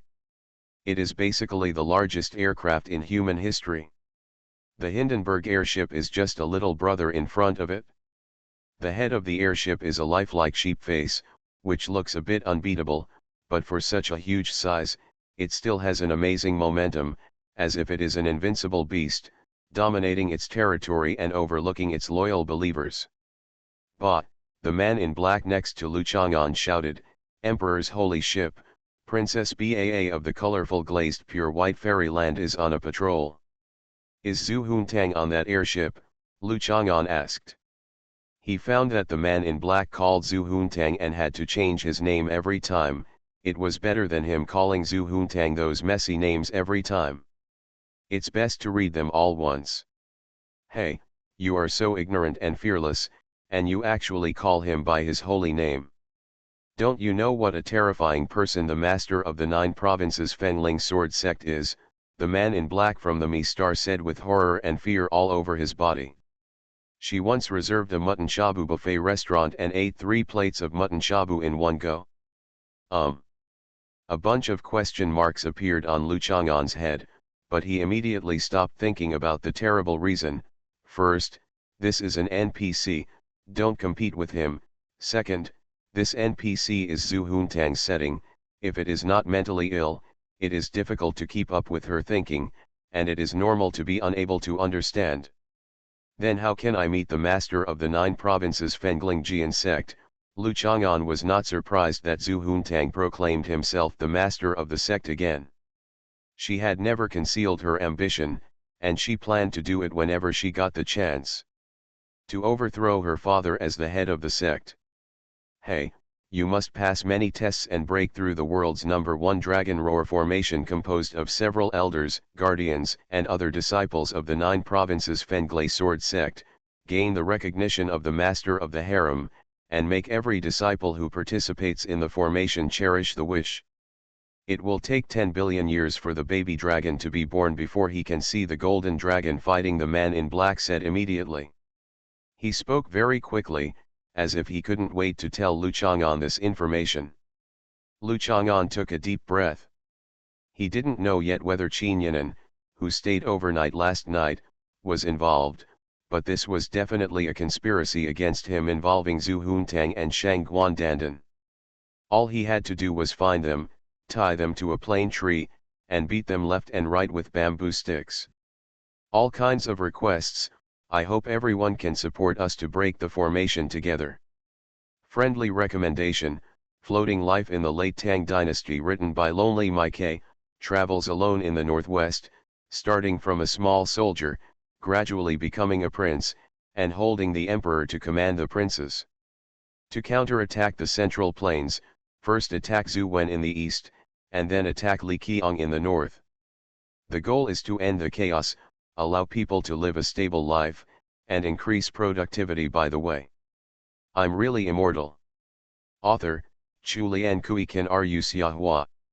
Chapter 1092. Although Zhu Huntang can only be seen after breaking through the so-called Dragon Yin formation, there is no doubt that the first so-called mini-boss to appear is usually a supporting role. Zhu Huntang has not even learned how to explode with power. She has no extraordinary abilities other than transforming into a sheep or a dragon. It is beyond her ability to expect her to create a controllable dream to torment Lu Chang'an. She is just a handyman at most, but the boss behind the scenes is Shang Guandandan after all. Shang Guandandan will drag Zhu Huntang, of course, because Zhu Huntang is the most flattering, and Shang Guandandan will accompany her if she wants to fly a plane. There are button-pressing types everywhere in the cockpit, and Zhu Huntang has the courage and determination to provoke Lu Chang'an the most, so to do such a thing, a loser like Zhu Huntang must be brought along. Qin Yinan has some sense and ability to think independently, but he might as well give in to Shang Guandandan's advice. Could it be that Qin Yinan is the so-called member of the 9 provinces Fenglai sword sect who presides over the world's best dragon chant formation? After all, she was the only one with a baby in her belly, and she could barely be considered the key person who could achieve the conditions for breaking the formation. The moon is bright and bright, the moon is bright and blue, and everyone in my family is bleeding, bleeding, bleeding. The holy fire is shining brightly, the holy fire is shining brightly, all my disciples are bleeding, bleeding, bleeding, bleeding. At this time, the people of Baac sang loudly again in unison. The majestic momentum of the unity seemed to make the rainy night tremble. The dripping rain lines gradually blurred into a curtain and enveloped everything in front of them. The dripping water, the beads fell on the corners of Baazingran's clothes, on the eaves of the roadside, and on Lu Chang'an's electric car helmet, and they fell in tiny pieces like a background sound that resonated with it. Lu Chang'an took off his helmet and raincoat, and his body flashed like a sharp sword piercing into the black sand. He rushed forward, and the mising man wearing black clothes and black trousers rushed towards him like the sand picked up by the sharp sword. The splashes on both sides spread towards the edge, revealing a wide avenue left after the impact. The avenue leads to the entrance of Bailong Center. The glass on the door shattered into slag and hung in the air for a moment before clattering to the ground. The door frame shook sharply and made a clang sound, and Lu Chang'an's figure had disappeared. The interior of the Bailong Center still has a normal layout, except that the brands such as Donkey, Hermes, and Gucci have been transformed into bleeding avatars. Groups of cattle and sheep are wandering around the mall, mooing and bleating, shitting and eating grass, and some sheep were walking upright, shopping like people, gathering together to eat hot pot, and meat from unknown creatures was placed on the table, thinly sliced and rolled up and piled into plates.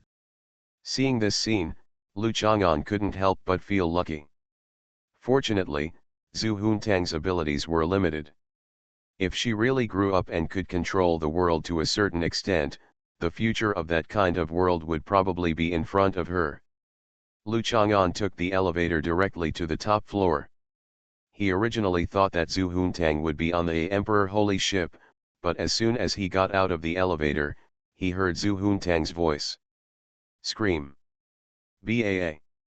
Baa Baa Baa. Distortion. Lu Chang'an frowned and saw Zhu Huntang not far away turning into a small white dragon with his back to Lu Chang'an, shouting incomprehensibly. Dark crawling. Crawl. Twist. Squirming darkly. Rolling. Crawling fiercely. Twisting. Spasming. Roaring, ba ba ba. Squirming. Gloomy growl, ba ba. Crawling, splitting, walking ashore, twisting, spasming. Squirming, twisted walking, attacking regardless of the target. Dragon chant, ba baa baa.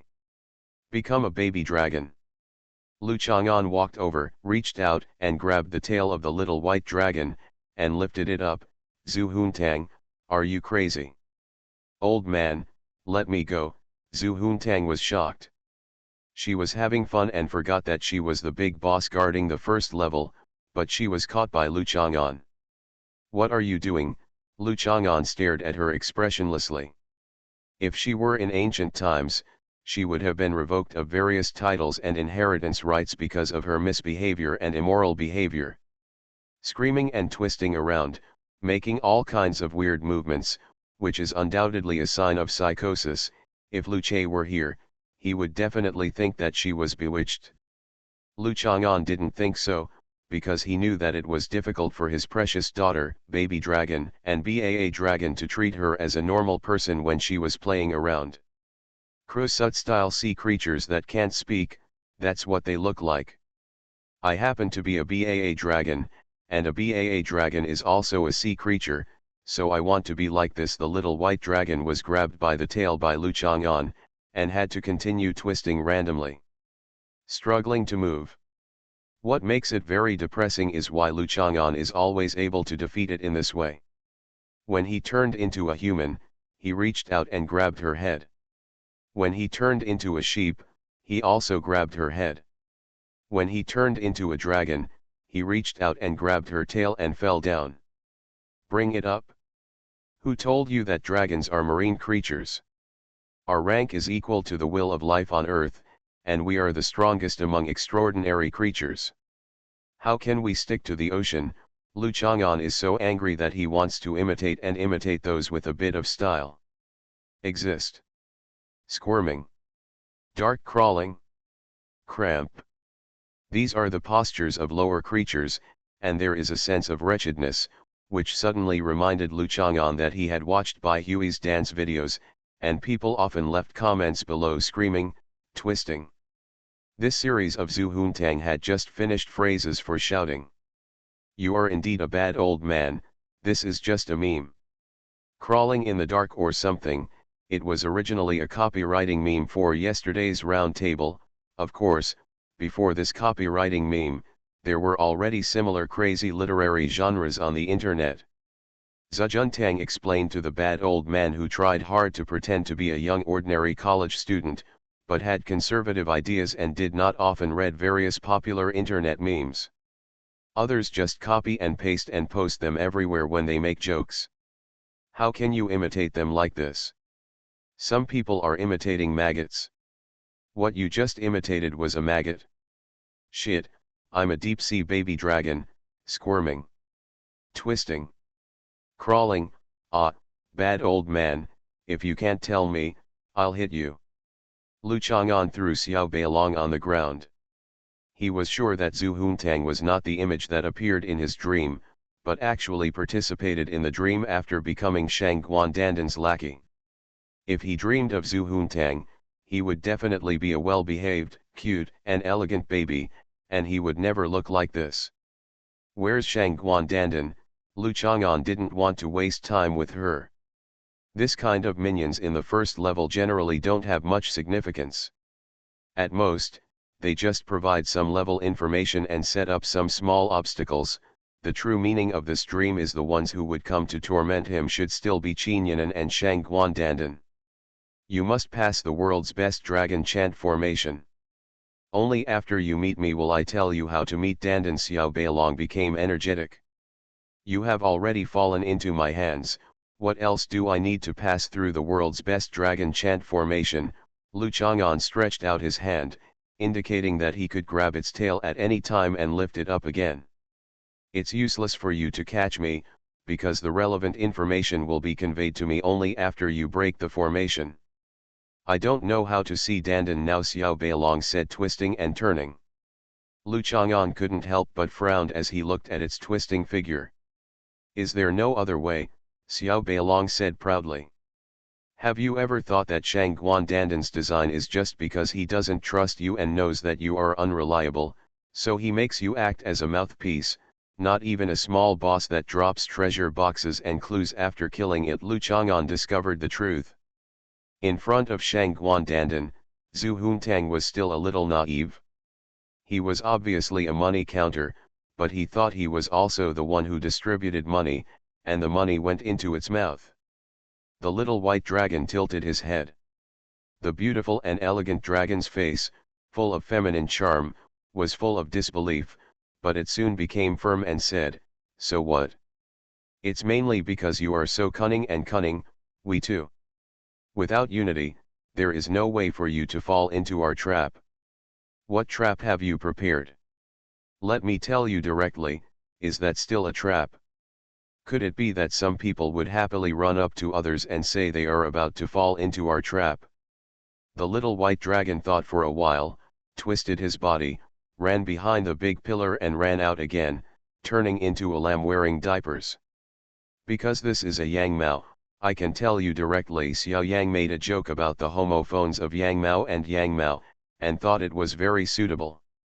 Then tell me what kind of trap it is. Lu Chang'an looked at the lamb in front of him with its soft hair, delicate face, and delicate lips, teeth, and eyebrows. He suddenly felt that it was more pleasing to the eye after it turned into a sheep. At most, the lamb twists its neck, twists its body and jumps around, thinking that it is very cute, rather than squirming, crawling, dark roaring and the like. The little sheep looked around, a little wary. Is it observing whether it is being monitored by Shang Guandandan? Lu Chang'an had such an idea. He knew it very well. Sometimes he would know what it was thinking when he saw a small movement of its eyebrows. Of course, because of this kind of telepathy, it was often beaten. This is a dream created by Shang Guandandan. Lu Chang'an reminded it that in this dream, Shang Guandandan should be omnipotent, omniscient, and able to control everything. Right. Be good, tell daddy the trap. Lu Chang'an knelt down and touched the lamb's head and said. The lamb wagged its tail, kept tiptoeing on its 4 little hooves, then moved it into Lu Chang'an's arms, and rubbed it with the little horn hidden in its fur. The pink 3-petal mouth and nose became even redder and more pouty. The lamb is the best. Dad just has to touch the lamb so tenderly and look at it with loving eyes. He definitely didn't touch Yan Qingqing's head and say, be good, squeeze some orange juice for daddy. The trap is that after clearing the world's #1 dragon yin formation, Dandan's memory seal can be opened. Her memory contains the grudges between you and her in her previous life, not the things that happened in Vyang Palace, but the things you did earlier. Shattered void came to the memory of the Bime universe. Xiao Yang lowered his voice and said, because you can get such information, you know that the world's #1 dragon chant formation is a trap, so you will go and take a look. Everyone's chapter reviews can be seen in the background, but they are not displayed in the chapters. Everyone's enthusiasm for speaking has also been reduced, everyone has become numb, and the fun of writing a book has been greatly reduced. You are listening to Novels at Bless Up channel. Wish you happiness and luck. Please subscribe to receive new novels. How do you feel about this novel? Please like and leave a comment. I'm really immortal. Author, Chulian Kui Kan Ru Xiahua. Chapter 1093. Assuming that Zhu Huntang finally has a reliable moment, her words are indeed very important to Lu Chang'an. But is she ever reliable? Even if she tells Lu Chang'an the truth now and has no conspiracy to make him fall into a trap and then ride on his neck to dominate, it cannot be ruled out that she was designed by Shangguan Dandan to deceive Lu Chang'an. It is true that ordinary people cannot please Zhu Huntang, and it is difficult to use and design her, but in front of Shangguan Dandan, she is a good grandson. Good grandson describes those who are manipulated by others and are weak and powerless. It does not mean that Zhu Huntang is the granddaughter of Shangguan Dandan in an ethical relationship. After all, Shangguan Dandan was Jing Kaoyuan who adopted Zhu Huntang as his goddaughter, and also made her the princess of the colorful glazed pure white fairyland. Now Lu Chang'an is a little suspicious that Shangguan Dandan accepted Zhu Huntang as his goddaughter, but he actually had ulterior motives. If Su Mei is really a feather of Shangguan Dandan, or a similar existence, then the true relationship between Zhu Huntang and Shangguan Dandan, that deserves careful consideration and re-examination. Thinking of this, Lu Chang'an wanted to crack the world's best dragon chant formation of Lao Shi's more and more, to discover the secret sealed in Shangguan Dandan's memory. Lu Chang'an had always felt that Shangguan Dandan was in an unawakened state, doing nothing all day long. He was not at all like a normal super being like him, who was sober, rational, normal, and stable. It would make sense if her memory was sealed. Su Mei also suspected that Shangguan Dandan was an autistic child. Didn't she also think that there was something in Shangguan Dandan's mind that blocked her normal emotions and neurological reactions? Yes, it's a seal. It was precisely because of the seal that she had no memory of her role as the Nuwa Empress who saved the beasts, and she had no memory of that period of history. During the Han Dynasty, she was manipulated by others and became a weak queen mother.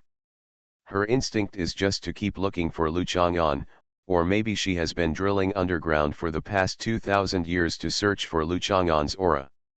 It is not because of the relationship between the Queen Mother and the Emperor, but because of the even longer history deep in her memory. Past.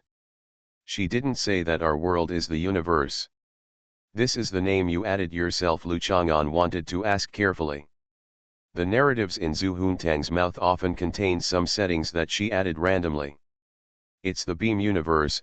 The little sheep lowered his body slightly, trying hard to reveal the crispy-sized horns hidden in the hair to increase his sense of oppression, and emphasized loudly, the one standing in front of you now is the beam universe Emperor. The golden dragon fights. Okay, Emperor. Let me ask you, are you awake now, or are you dreaming? Lu Chang'an looked at the lamb in front of him expressionlessly, which was no higher than his knees, and asked a question that even he found strange. The two people are obviously in a dream, but they perceive themselves as usual. This is a strange state. You must know that when you dream normally, you often feel strange to yourself in the dream, because the brain is actually in another perspective. Observe the body in the dream. It is usually difficult or rare to observe yourself from another perspective, but you can peek at yourself in the mirror. When you look at yourself in the mirror and peek at your own image, you will have a strange feeling similar to that in a dream. The longer you look at it, the stronger the feeling of strangeness becomes, and the easier it is for some weird things to happen. Of course, there is no such strange feeling now. It is exactly the same as in daily life. I just know clearly that I am dreaming at all times, instead of sometimes my brain sends waking instructions to myself in the dream, this is a dream, don't do it. I'm scared to death. Wake up quickly to get out of your desperate situation and state of utter terror. In other words, in the dream created by Shangguan Dandan, if he encounters an extremely dangerous and terrifying situation, he cannot rely on the brain's protective mechanism to wake himself up from the dream.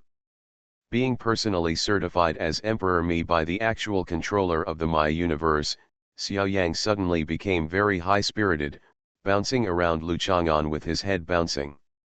I'm both awake and dreaming. The little sheep jumped and said, "Tonight I was having a nightmare and fell into extreme panic. My heart was trembling with fear, I was sweating all over my body, my muscles were spasming, and I almost died." Twitch. What dream did you have? Did you dream that someone wanted to catch you and suck your blood? Lu Chang'an asked quickly.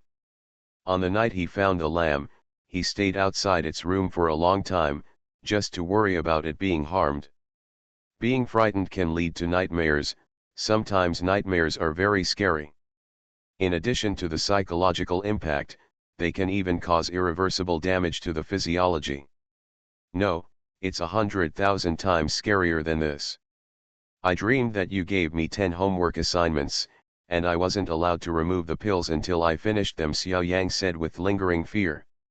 Lu Chang'an felt that his muscles were about to twitch. He clenched his fists and stared at it. He wanted to let it continue the nightmare, so he pulled it and did his homework for 3 days and 3 nights in his dream. At this time, Dandan suddenly broke into my dream. She told me not to worry about my homework because I was dreaming, so anyway, it was a very strange feeling at the time. I knew that I was awake, and I knew I'm still in a dream. Seeing Lu Chang'an's furious look about to spurt blood arrows from the pores of his body, Xiao Yang quickly got down to business. Lu Chang'an nodded slightly. This was quite different from the scene when Lu Chang'an entered the dreamland. He woke up in the dream by himself, and Zhu Huntang was awakened. Does this mean that Shangguan Danda can also pull other people into the dream like this? If he is in the world's #1 dragon song formation later, when she met Qinyanan, she was also awake, instead of being in an NPC state controlled by Shangguan Dandan? If you are sober, it should be easy to solve it, just move it with emotion and understand it with reason, right? If he is manipulated by Shangguan Dandan, who knows what ridiculous things will happen. She told me that because she forgets many things when she is awake, she only remembers them in her dreams. The world's #1 dragon chant formation that you need to break is actually a seal that affects her memory. Xiao Yang was a little agitated. He said with envy that memory sealing must be a special event for the strong. Xiao Yang also wanted to have the painful memories of going to school and doing homework sealed. Lu Chang'an thought about it, but he forgets many things when he is awake, but he remembers them in his dreams. Isn't this the exact opposite of normal people? No wonder when I usually see Shangguan Dandan, I feel like she is in a dream. Even if she doesn't drink her champagne, she still looks abnormal.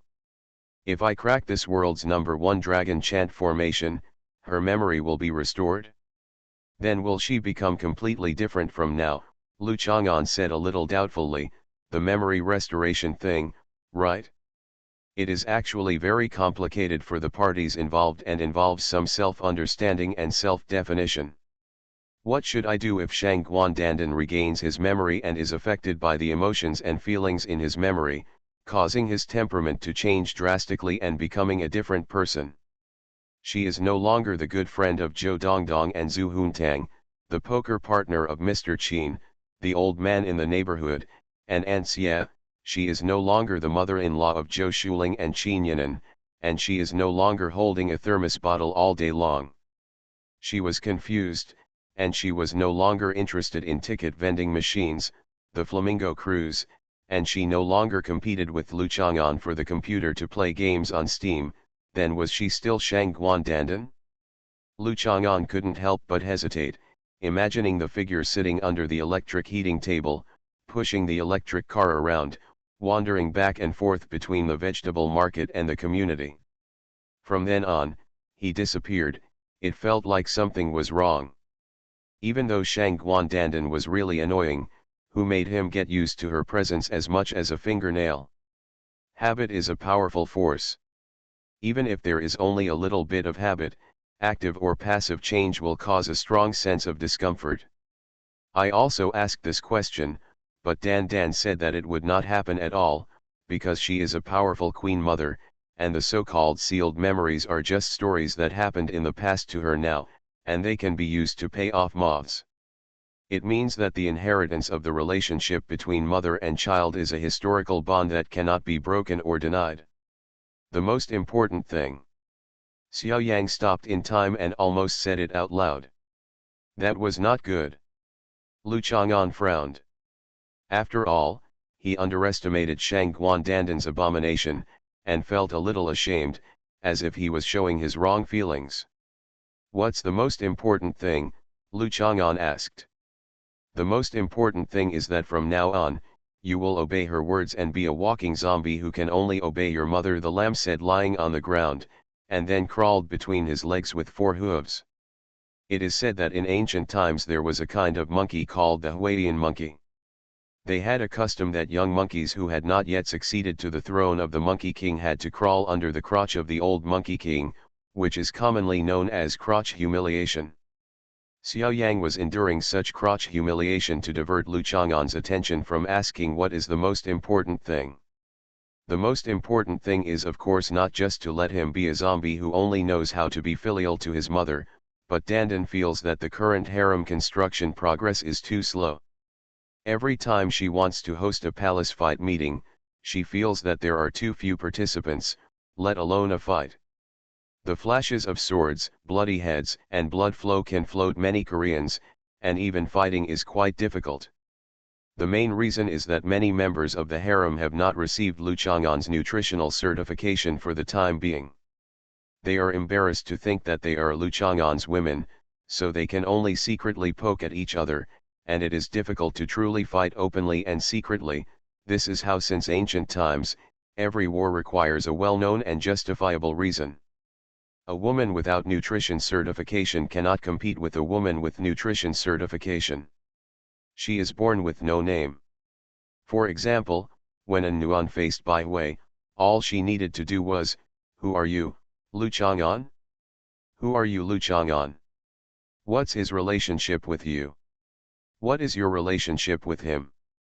You can fight the white fennel and suppress the internal bleeding. Through the world's #1 dragon chant formation, everyone can obtain nutrition certification and become Shang Guandandan's daughter-in-law.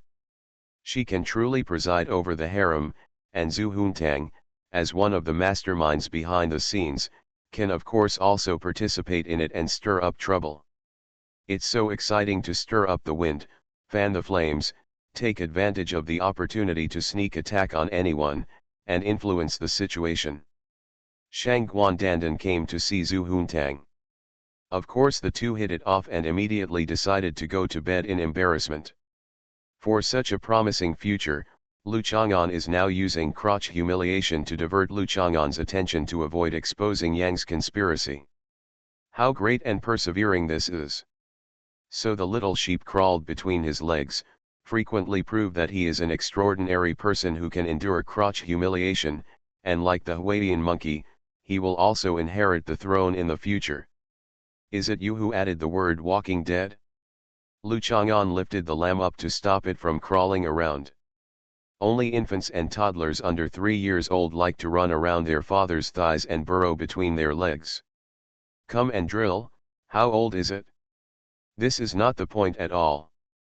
Dandan hopes that you will become a zombie who can only be filial to his mother, and I hope that you will become a zombie who can only pamper his biological daughter. Why do we hope so? Don't you think about it, he has been fooled. No longer asking what is the most important thing, Xiao Yang began to question loudly. Because you two, forget it, Lu Chang'an is too lazy to argue with them about this matter. Anyway, what he is paying attention to now is Shangguan Dandan's sealed memory. Lu Chang'an was very suspicious that Shangguan Dandan's sealed memory should only be about her origins and the time when she became Nuwa Empress, or she had some kind of interaction with him at that time.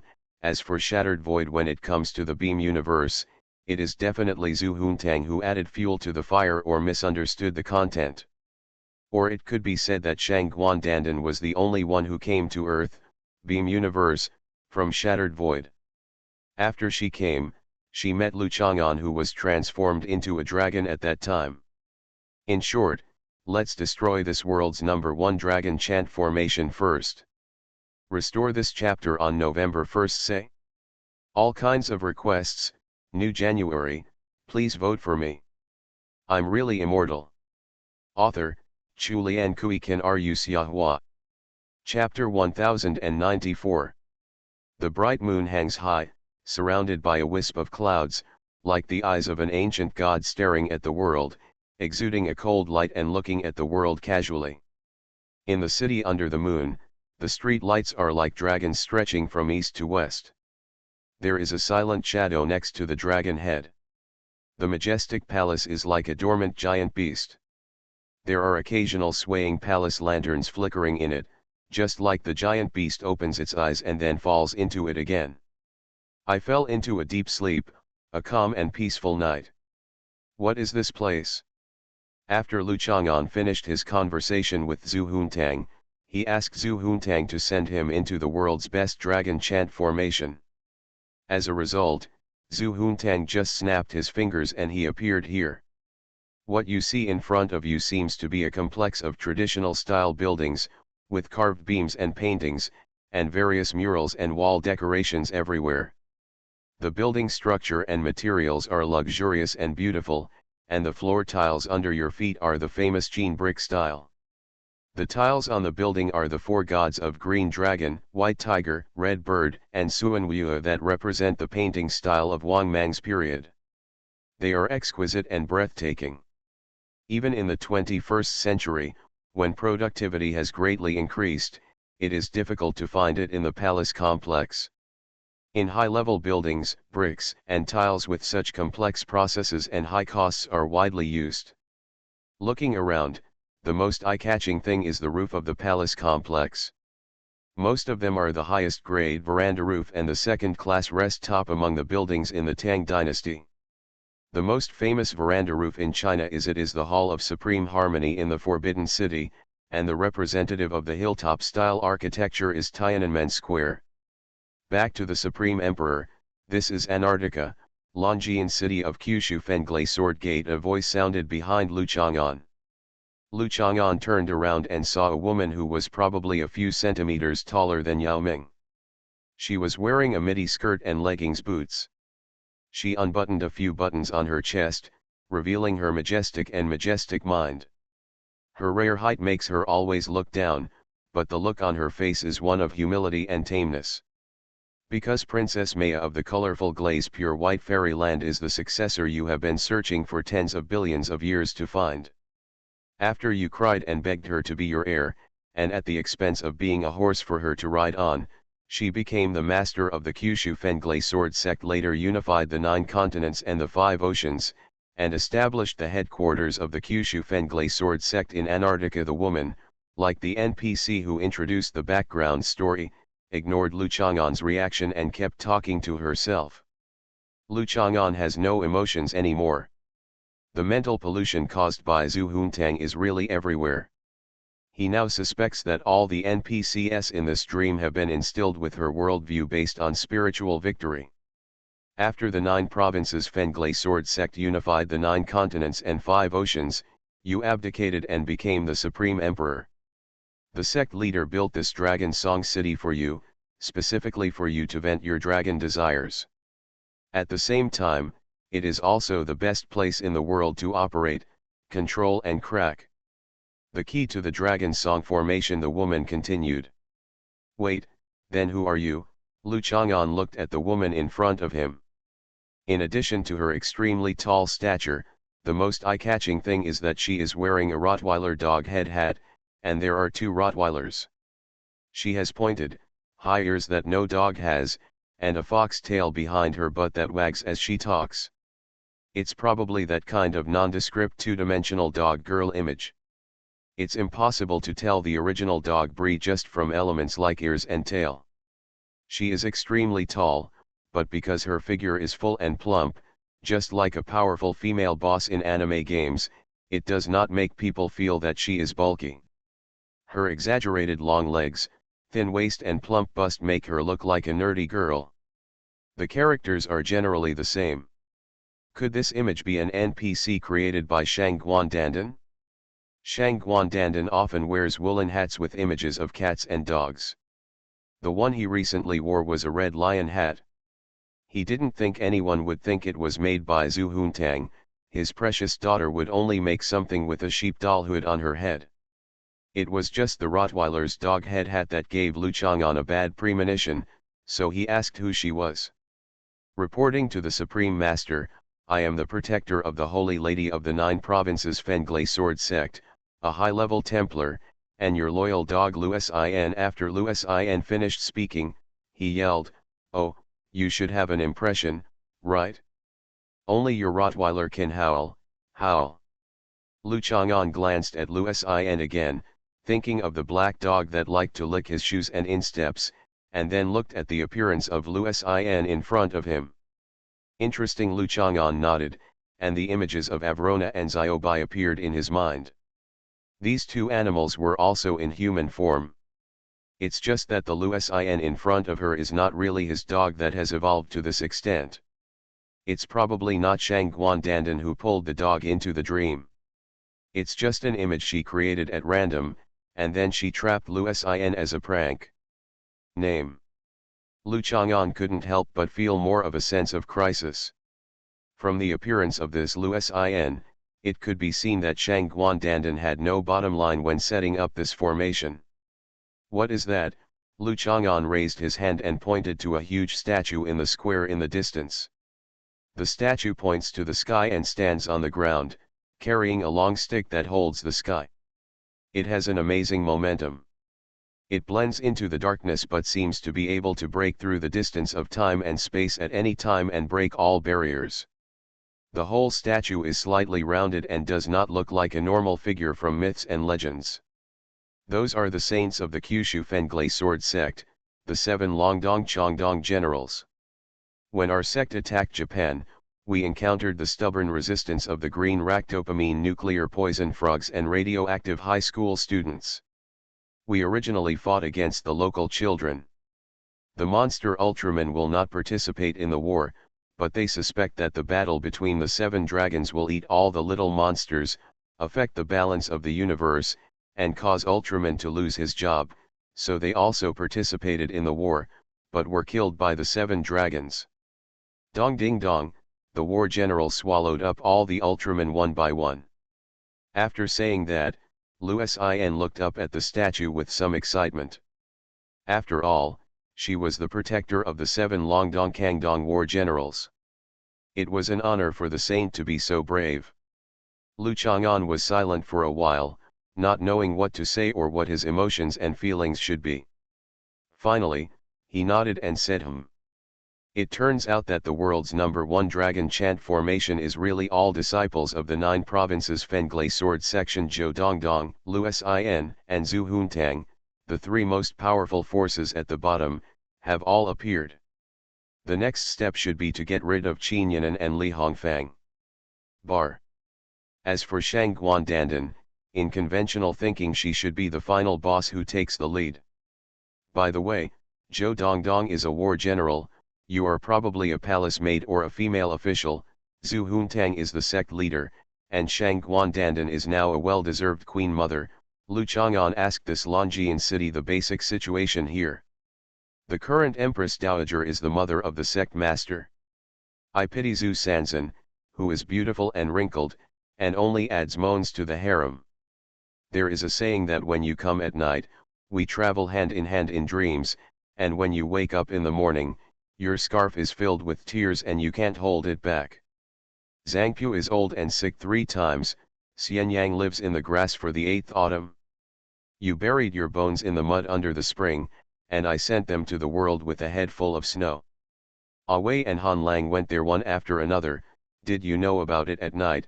Lu Sin finished reciting the poem and shouted movedly. A cry, ouch! Is the queen mother of Longjian city Sume? And he also chose the cute alias Zhu San? Why does it sound like a mistress? Sure enough, it was a dream constructed by an unlearned person, who wrote a poem for Sume, but it was used by Baijuyi to commemorate Yuan Zhen. Only illiterate people would see dream traveling together and snow-covered head at first glance. I thought this word was appropriate for her. The Queen Mother won the battle with Qin Yan'an of Partridge Sky and Kongguo Chang clan for the throne, and became the Queen Mother of the East Palace, while Qin Yan'an had to settle for the Queen Mother of the West Palace. Lu Sin continued, the deputy sect master is currently promoted to the Queen Mother. The Empress Dowager controls the entire Longjian city. It is customary to call Shang Guandandan the Empress Dowager, but in fact Emperor Xian honored her as the Empress Dowager when he came to the throne. She is also the youngest Empress Dowager in history, and the first legal great-grandmother in history. The Queen Mother. But in the dream controlled by Shang Guandandan, Qin Yan'an would actually lose to Sume? It seems that it was mostly for Zhu Huntang's sake, and it also made the worldview constructed in the dream more reasonable. After all, Zhu Huntang is now the sect master, similar to the status of an emperor. She controls the 9 provinces Fenglai sword sect, so her mother's status will naturally increase. What's more, Shang Guandandan likes to stare at other people's butts to see if they are suitable for having children. Sume is not only suitable but actually gave birth to her. Even if Shang Guandandan doesn't like Sume, the status and honor that should be given to her is still. This is also the cornerstone rule of the harem order. Lu Chang'an thought this, and was about to nod in agreement with his point of view, but then he came to his senses. He was really assimilated by their acting, and he actually tried to figure out the things created by their messy brain circuits seriously. Then how can I meet the Empress Dowager? Lu Chang'an asked patiently. It seemed that Lu Chang'an's question triggered a new incident. Lu Sin suddenly pulled out a volume of edict from the chest valley and read it loudly. By God's blessing, the emperor issued an edict. Hey, please go to Nuangxiang Palace to decipher the world's best dragon chant. The first level of the formation. Nuangxiang Palace? Finally breaking the formation, Lu Chang'an followed behind Lu Sin at a leisurely pace. Lu Sin's back was very tall. As she walked around, traces of the tight straps squeezing her flesh were faintly revealed under her skirt. The swaying range of her long, fluffy tail was very harmonious with the lines of her waist and hips. If she hadn't been called Lu Sin, it's really eye-catching. But her name was Lu Sin, which was very inconsistent. Zhu Huntang had a Komodo dragon called Mrs. Christine, which she felt was a more suitable name for the beast girl in front of her. What he didn't expect was that even the first sentence of the imperial edict was. At the same time, to popularize science, many people are now saying that the sentence "blessed by heaven, the emperor's edict" in the TV series is wrong and should be read as Feng Tian carries the emperor, the imperial edict says, or Feng Tian carries the emperor, the imperial edict says, which is actually not the case. This sentence was coined by Zhu Yuanzhang, and Zhu Yuanzhang also coined Feng Tian Palace. we can know that the only two words that really need to be pronounced together are feng tian and cannot be broken into sentences like feng, tian. Anyway, as long as feng tian is read together, there is no problem whether it is feng tian carries the emperor says, or feng tian carries the emperor, the imperial edict says. Lu Chang'an was thinking about all this. His attention shifted from Lu Xing, who was full of sense of disobedience, and he soon arrived at Nuangxiang Palace. Looking at the plaque of Nuangxiang Palace, Lu Chang'an suddenly thought, Nuan could be Anyuan, and fragrance is taken from fennel, so the first level of this world's best dragon chant formation, shouldn't they have to face an Nuan Bai Hui at the same time? But they are not members of the Zhuzhu Fenglai sword sect. It seems a bit too naive to place hope that the information provided by Zhu Huntang is completely consistent with reality. Zhu Huntang is only very reliable, resourceful, and brave when it comes to skipping classes. All kinds of wishes for the new January. I'm really immortal. Author, Chu Lian Kui Kan Ru Xiahua. Chapter 1095. Lu Sin stood under the stamp of the Imperial Road. Lu Chang'an walked up and pushed open the door of Nuangxiang Palace. As soon as he took a step, he entered a completely different world. In the golden autumn, the cool breeze blows, and the warm sunshine fills the campus. The green evergreen trees, lush acacias, shaded corridors, and wide and flat playgrounds all look particularly festive today. That's because of your come, my dear freshman friends. Lu Chang'an raised his head and saw the signboard of the high school affiliated to Xiongnan Normal University. It clearly stated that the 2014 freshman class of high school students were welcome to enroll. The voice of the campus radio host on the radio was full of high enthusiasm. The crowd was bustling and noisy, and there were many familiar faces of teachers and classmates, but most of them looked younger or greener. The opening of the world's best dragon chant formation turned out to be the first day of Lu Chang'an's first year of high school. He lowered his head and looked at his attire, a neat white shirt, straight black trousers and a pair of comfortable and fitting GLS sneakers. There was a military green canvas bag hanging on his body, which was full of a sense of the times, but because of the words 2008 on the bag, the words Olympic commemoration appear to have caught up with the latest times and trends, and are not out of tune with the current campus environment. Lu Chang'an stood at the school gate and fiddled with his slanted hair just like he did before. Then he squinted his eyes slightly and walked into the campus facing the dazzling sunshine. Shang Guandandan can actually perceive the pictures in his memory to create scenes. Doesn't that mean that she should also know his heart very well? This is a good thing. In this case, she must have realized his pure and noble personality after understanding his heart. From then on, she no longer suspected that he wanted to force him to comfort him, or felt that he was lustful and in need of a lot. Women are even infected by his character and have improved their spiritual realm.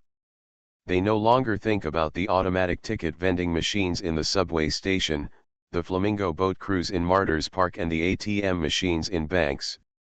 As soon as he came, he was content with it. Lu Chang'an did not think about what the world's #1 dragon song formation was like, the dragon pond and the tiger's lair. For this extremely familiar environment, his vigilance lazily refused to be moved. Out of the corner of his eye, he saw a red Volvo parked under the administration building. This was actually a place he had not noticed when he was a freshman in high school, but it was also stored in his memory. Now of course he knows that it must be Professor Liu's car. It turns out that Professor Liu personally delivered it to Anyuan for the first year of high school. Professor Liu is indeed Professor Liu. The high school affiliated to Hunan University prohibits public vehicles from entering the campus most of the time, especially it was the first day of school when there were so many people and cars. It was obvious that she was being treated lightly. I sighed again. Professor Liu's family background is obviously just like that. The influence of his grandfather, an academician, and his father, who is in the education department, are more concentrated in academic and educational circles, and are not so widely used on the social level. But Professor Liu, with his my own beauty, especially my inexplicable luck, makes me live my life as I please, with no disadvantages. Of course, this is just ordinary luck that is extremely good. And Nuan's luck is better than Professor Liu, but it is not so eye-catching. It belongs to great luck, rather than taking advantage of trivial things. His attention was briefly attracted by the red Volvo, and then Lu Chang'an's eyes swept across the campus, looking for the figure he cared about most. Just 4 short years ago, in the blink of an eye, there were even eyelashes in his pupils. It was like an afterimage, and he didn't have much emotion, he just found it interesting. Then his heart trembled. The part involving An Nuan was the memory of the first day of high school. So the part involving Qin Yanan, could it be the time spent with Ye Sijin, Qin Peng and Sume? That is a bit exciting, and will make Lu Chang'an feel that Shang Guan Dandan's creation of the world's best dragon chant formation is not entirely without merit. For now, let's continue to see how to crack the campus part.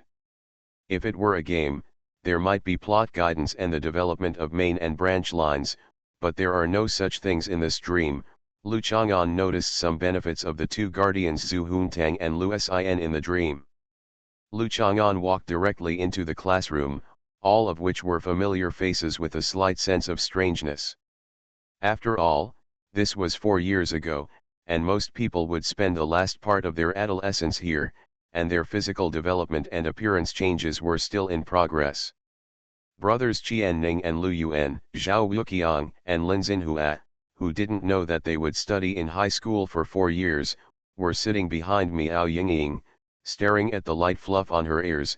At this time, what came to Lu Chang'an's mind was, it was the scene where Lin Xinhua received her first month's salary and bought a pair of sneakers for Miao Yingying, but was thrown away by Miao Yingying. This is youth. When there is pain, it leaves traces. Time slowly touches the place that once hurt so much that it is unspeakable. Looking back, you may show a faint smile. However, the sadness that you wanted to hold your head and cry at that time was not, even if you can bring it up for fun and ridicule at will, others will still say you haven't let it go yet, which will bring out the bitter taste. That's great. Lu Chang'an nodded. He also wanted to taste the pain of youth, but that probably happened in the Archean Aeon. The first time he saw the birth and death of life that could only be seen with a microscope, he must have burst into tears. Heartbroken. Thinking about the merits of these, Lu Chang'an naturally sat next to Gao Duai. At this time, Gao Duai was only slightly fat. In the next 3 years of high school, he studied more seriously and his body size also increased. During the summer vacation, he didn't use his brain and have enough energy. I started playing sports and lost weight again. In Gao Duai's words, the brain accounts for most of the nutritional consumption. The smarter people eat more, while Miao Yingying and Bai Fen eat very little. After thinking about Zhou Dongdong, Gao Duai's theory was falsified. Gao Duai turned a blind eye to the person sitting next to him.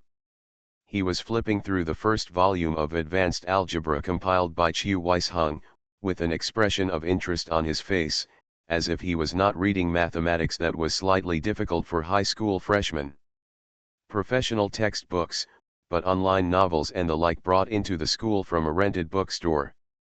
Lu Chang'an did not disturb him, but sat for a while, then put down his schoolbag as before and walked out of the classroom. Just as he arrived at the top of the stairs, Lu Chang'an suddenly froze, as if the character in the game had suddenly pressed the pause button.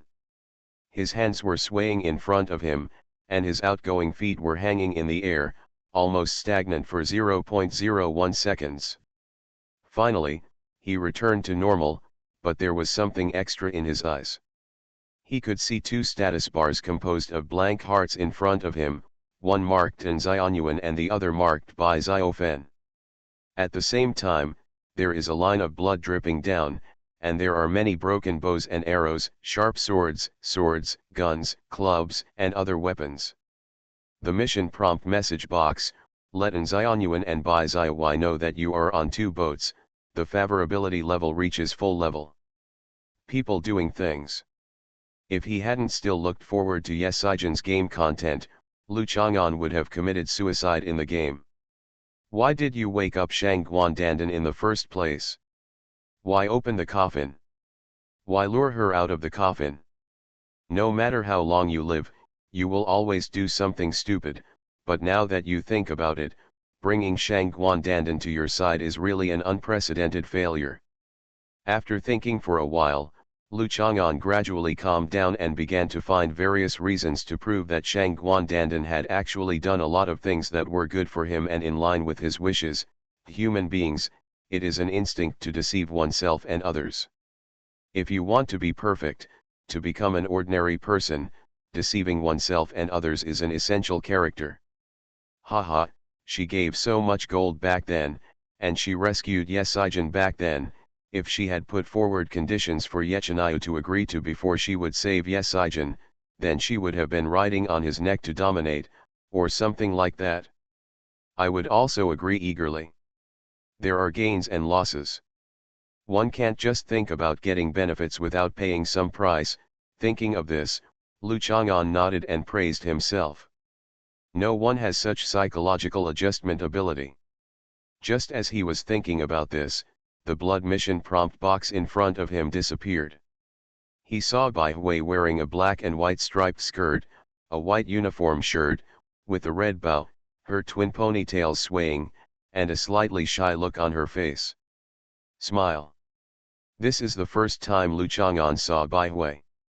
The only difference is that there is a transparent figure in front of Bai Hui who is slightly taller than her and has a fuller figure. He seems to be talking to Bai Hui. Note 1. Of course, En Nuan is not far behind Bai Hui. Her expression is always pure and cheerful, like the sunshine falling on her shoulders and cheeks. The girl's delicacy is the thin down on her earlobes, which is also her elegance. With her neck and delicate collarbones, she was wearing the same grey, white and black striped skirt as Bai Fen. She was leaning against the wall and looking expectantly at something. She suddenly turned her head, with a sudden smile on her face, which seemed to be what he had liked for countless years. The beauty of those women he passed was condensed together, and it spread over En Nuan's eyebrows, lips and body. At this time, Lu Chang'an inevitably felt like what happened before. He felt dizzy after looking at En Nuan, staggered and fell down the stairs. Different from what he remembered, Bai Hui exclaimed and reached out to hold him, but a well-developed male classmate was not something Bai Hui could stop. The two fell down together, and Lu Chang'an instinctively protected Bai Hui. Even in a dream, it was impossible for him to look at his old classmate and daughter's best friend and fall into confusion. "Are you okay?" Bai Hui was a little surprised. There was no pain from the bump anywhere on his body. Such a fall would usually cut the skin, and what girls are most afraid of is the scars that may be caused by broken skin. "He fell down when he saw me," and Nuan rushed over in a hurry and explained clearly the truth that she had misunderstood for 3 years. She stood a little further away.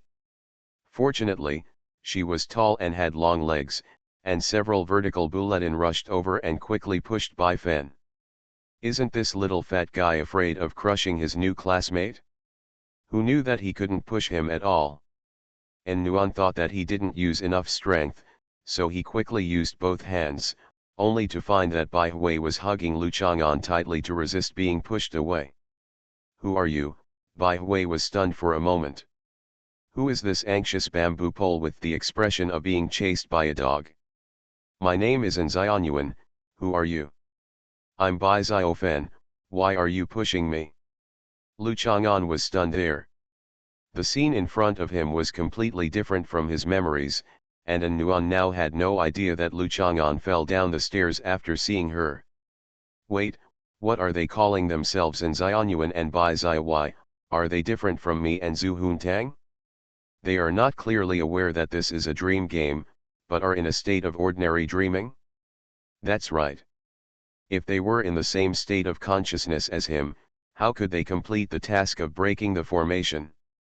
"Because I was mentally unstable due to writing part of the previous chapter, I rested for a few days, and then I started working hard to quickly finish the plot of Dragon Song Formation. Note 1, please refer to the content of Chapter 304 of Volume 3, The Story of Bai Xiaofen. Please vote for large chapters. You are listening to Novels at Bless Up channel. Wish you happiness and luck. Please subscribe to receive new novels. How do you feel about this novel? Please like and leave a comment. I'm really immortal. Author, Chulian Kui Kan Ru Xiahua. Chapter 1096. Even in a dream, even if they become an Xianyuan and Bai Xiawai, the two of them still appear to be incompatible with each other. In fact, it's not bad. They are always more frank than good friends who pretend to talk over tea. He just saw me and fell down. As a result, you said, I saw Lu Chang'an that day. I smiled at him, and he fell down the stairs stupidly and Xianyuan huffed. He said, 3 years, 3 whole years, do you know how much I have been holding back my breath in these 3 years? Would I pass it on like this? I'm so angry. The first year of high school has just started today. How do you know it's been passed down for 3 years? Bai Xiawai was also very angry. I have never seen such an unreasonable person. Sure enough, all skinny people are livers. If there is a problem, the anger will be strong and it will be burned on others. I knew it. Because I traveled back from 4 years later. One day 4 years later, I suddenly thought that if I were reborn and returned to today, I must tell you clearly that he fell down when he saw me. And Xianyuan said with satisfaction. Crazy. He clearly saw me first and fell down in front of me just now. You were still competing with the telephone pole about whose shadow was longer. How did you know he saw you? Bai Xiawai didn't believe it at all. She had already got the future. With his own reminder and advice, he decided to be friends with Lu Chang'an from the first day of high school. Who will be longer than the shadow of a telephone pole? To tell you the truth, Lu Chang'an was paying attention to me throughout high school. He would look at me in class and after class. He knew that I could climb trees and he liked sports. He played sports with me in class, and he would watch me practice for a while after school before walking away. He and I became good friends, and we naturally came together. He took me to eat and drink everywhere, and visited the entire county of Shachan. Write me beautiful calligraphy, make beautiful clothes, and take me to Linan to see the snow, hum. Hum hum hum. And Xianyuan started showing off his power as he spoke. Then, that's because I reacted a little slower. Now I have the upper hand. You see, he is mine now, as he said. Bai Xiawai let go of one hand and took it out of his pocket. A seal was about to be placed on Lu Chang'an's face. Seeing something like a seal appear, Lu Chang'an reacted immediately and quickly pushed Bai Xiawai away. This seal was definitely a prop created by Zhu Huntang. From Zhu Huntang's perspective, she gave such a prop to her best friend.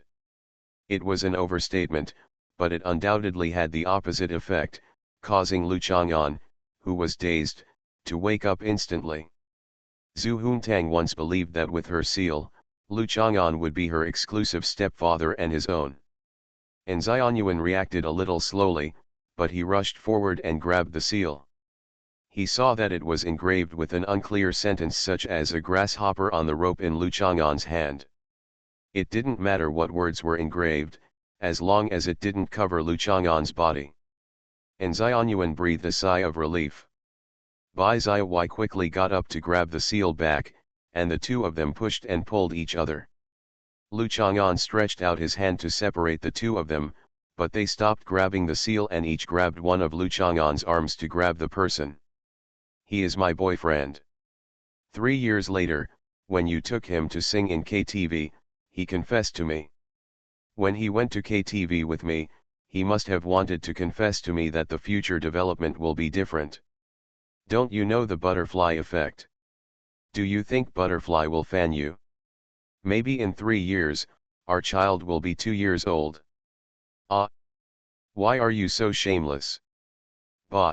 you are openly stealing someone else's boyfriend, and you still have the nerve to call someone else shameless. The two of them were talking, and with a sudden force, Lu Chang'an was split in the middle, and one person was holding half of his body, looking at each other. What's going on? How do I know? What should I do now? Put him together. If I had known this would kill him, I could share him with you. Sharing, you think he is a shared bicycle, ugh, but 1, 3, 5, can be yours, and 2, 4, 6 can be mine. I want 2, 4, 6. Whatever. Lu Chang'an split into two halves and lay on the ground. At this time, the bloody mission prompt box appeared in front of his eyes. Mission completed. Lu Chang'an quickly pulled his hands and feet together to put himself together. At this time, the favorability points of Wen Xianyuan and Bai Ziyi were already full, and let Wen Xianyuan and Bai Ziyi know that you are on two different boats under the premise, the task of reaching full favorability has been completed. Is this okay? Lu Chang'an was silent for a moment. The task was completed. As for thinking about how this could be done? Is this okay? Is this really okay? It is completely meaningless brain activity. Being trapped in this kind of dream and still maintaining the normal way of thinking and the habit of trying to analyze and understand when faced with abnormalities in the world will only make you eventually become as crazy as Shang Guandandan and Zhu Huntang. However, he also understood that the blood dripping on the task prompt box did not mean that Bai Ziyi and Wen Xianyuan would have a bloody fight, it was all his blood. After listening to Zhu Huntang's nonsense about nutrition and how to get them to conceive a baby, Lu Chang'an was really worried that there would be a plot involving three people playing together. It's fine if you don't. The sight of Wen Xianyuan and Bai Ziyi hugging each other blurred away in front of them, and Lu Chang'an appeared completely outside the Nuangxiang Palace in Longjian City. Lu Xing was still standing under the Imperial Road, waiting for him quietly. What's next?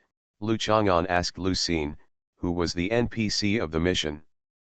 Lu Xin jumped up and turned into a half-human dog. He was as huge as a horse, with 4 long and muscular legs. His skin was glowing with snow-white luster. His waist, abdomen, chest, front and back were covered with armor. The moonlight fell, and there were traces of hair between them. The gold powder flashes, the posture is high, and the horse is incomparable. Your Majesty, please get on the dog. The 7 long Dongqiang generals rode on me to conquer Frog Island and Japan. Lu Xin leaned down slightly and invited Lu Chang'an to ride her. Something doesn't sound right. Lu Chang'an turned over and rode the dog.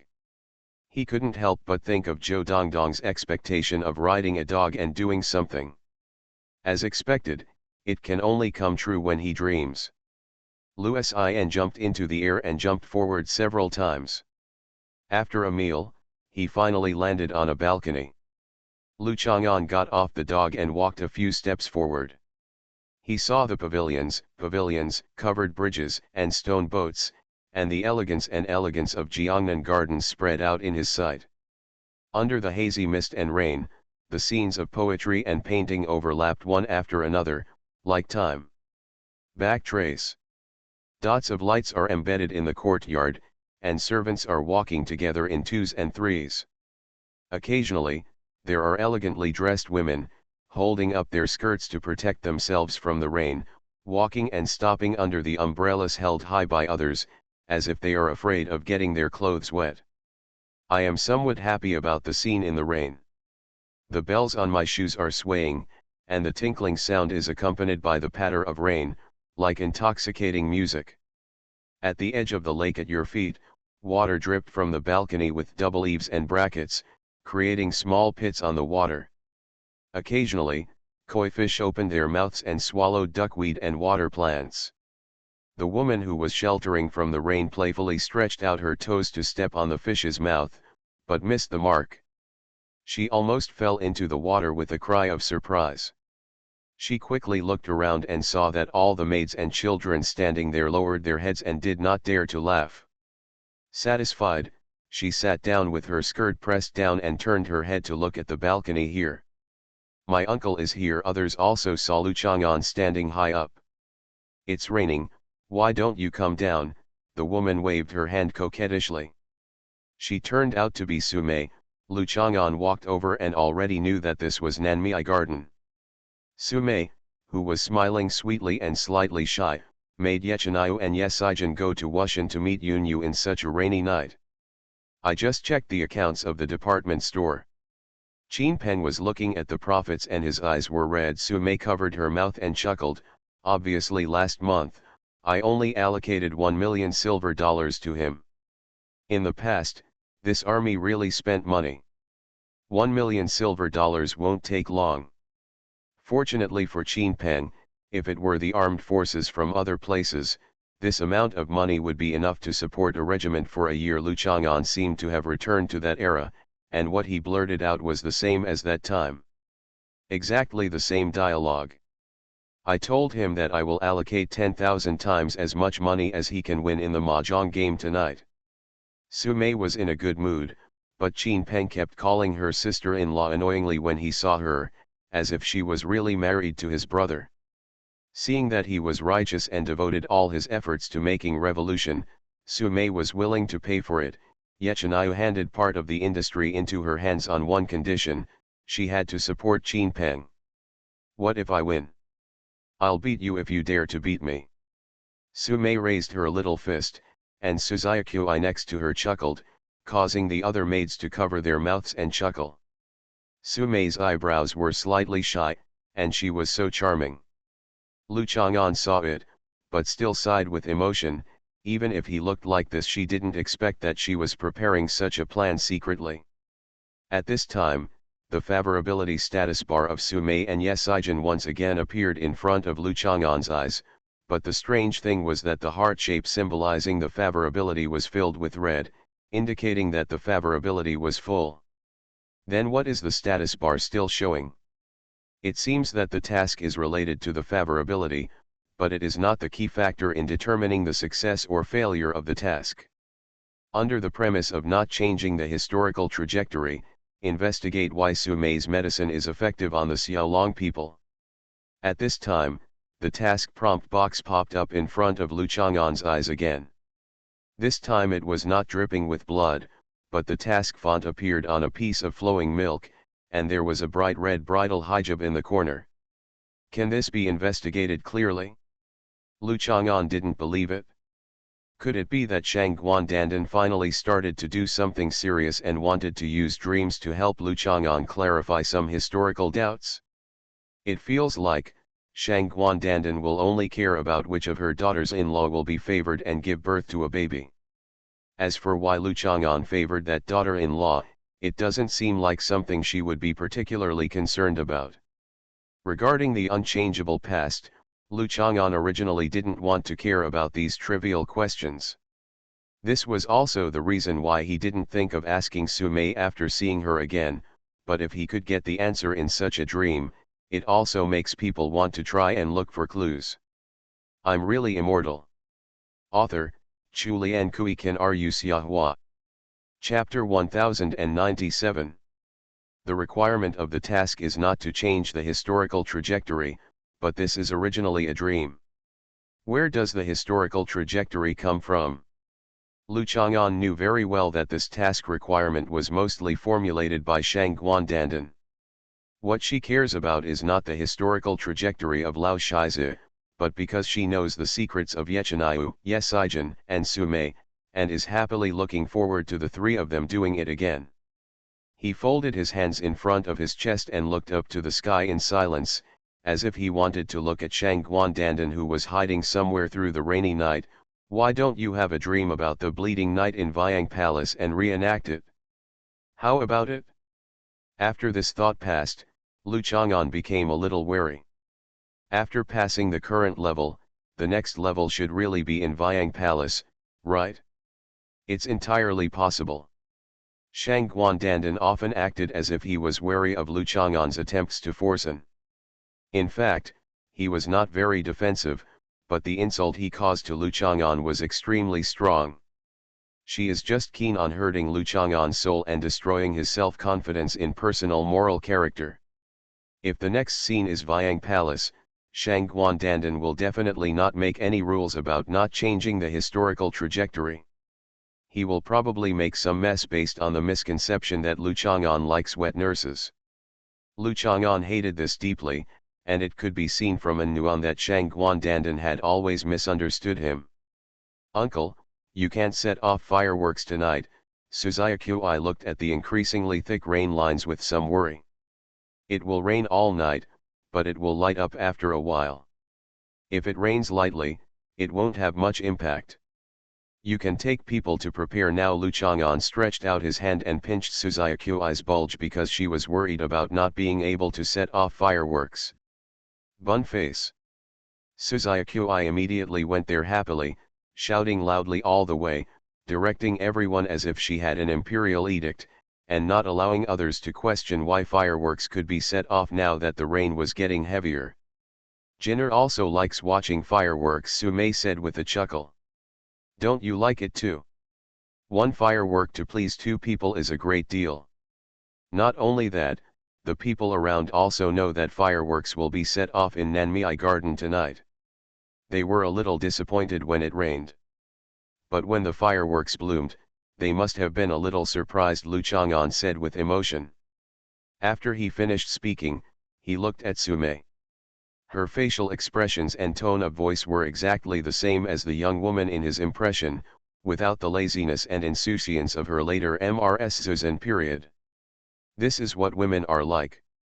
Even if their appearance is not old, as long as they have experienced emotional pain and resentment in their hearts, they will consciously see through a lot. As a result, they will lose their innocence and excitement when facing many things, and they will never be as open-minded as ever. Eyes, and a confused deer-like appearance. People often say that men will be boys until they die, but no one says that women will be girls until they die. There may be some reasons for this. "I'll just pretend to be confused," Sumei Jiao snorted, "Humph." After saying that, he kicked the fallen dead branch into the water with his toes, hitting the head of the koi carp that surfaced. Seeing that the colorful koi carp was not frightened, but instead pushed the branch. So naive, Sumei couldn't help but raise her hand to cover her mouth and chuckle. When Lu Chang'an saw the present, he already understood that at least what he saw now was purely the Sumei of that year, not the Sumei who entered the dream like himself.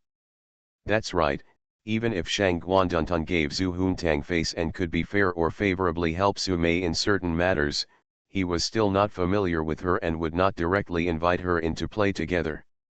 Even An Nuan had played cards with Shang Guandandan, lost money and spent money at the vending machine. Every time Sumei saw Shang Guandandan, she would always watch the Queen Mother secretly from the side with vigilance. It's not that mother is more valuable than daughter.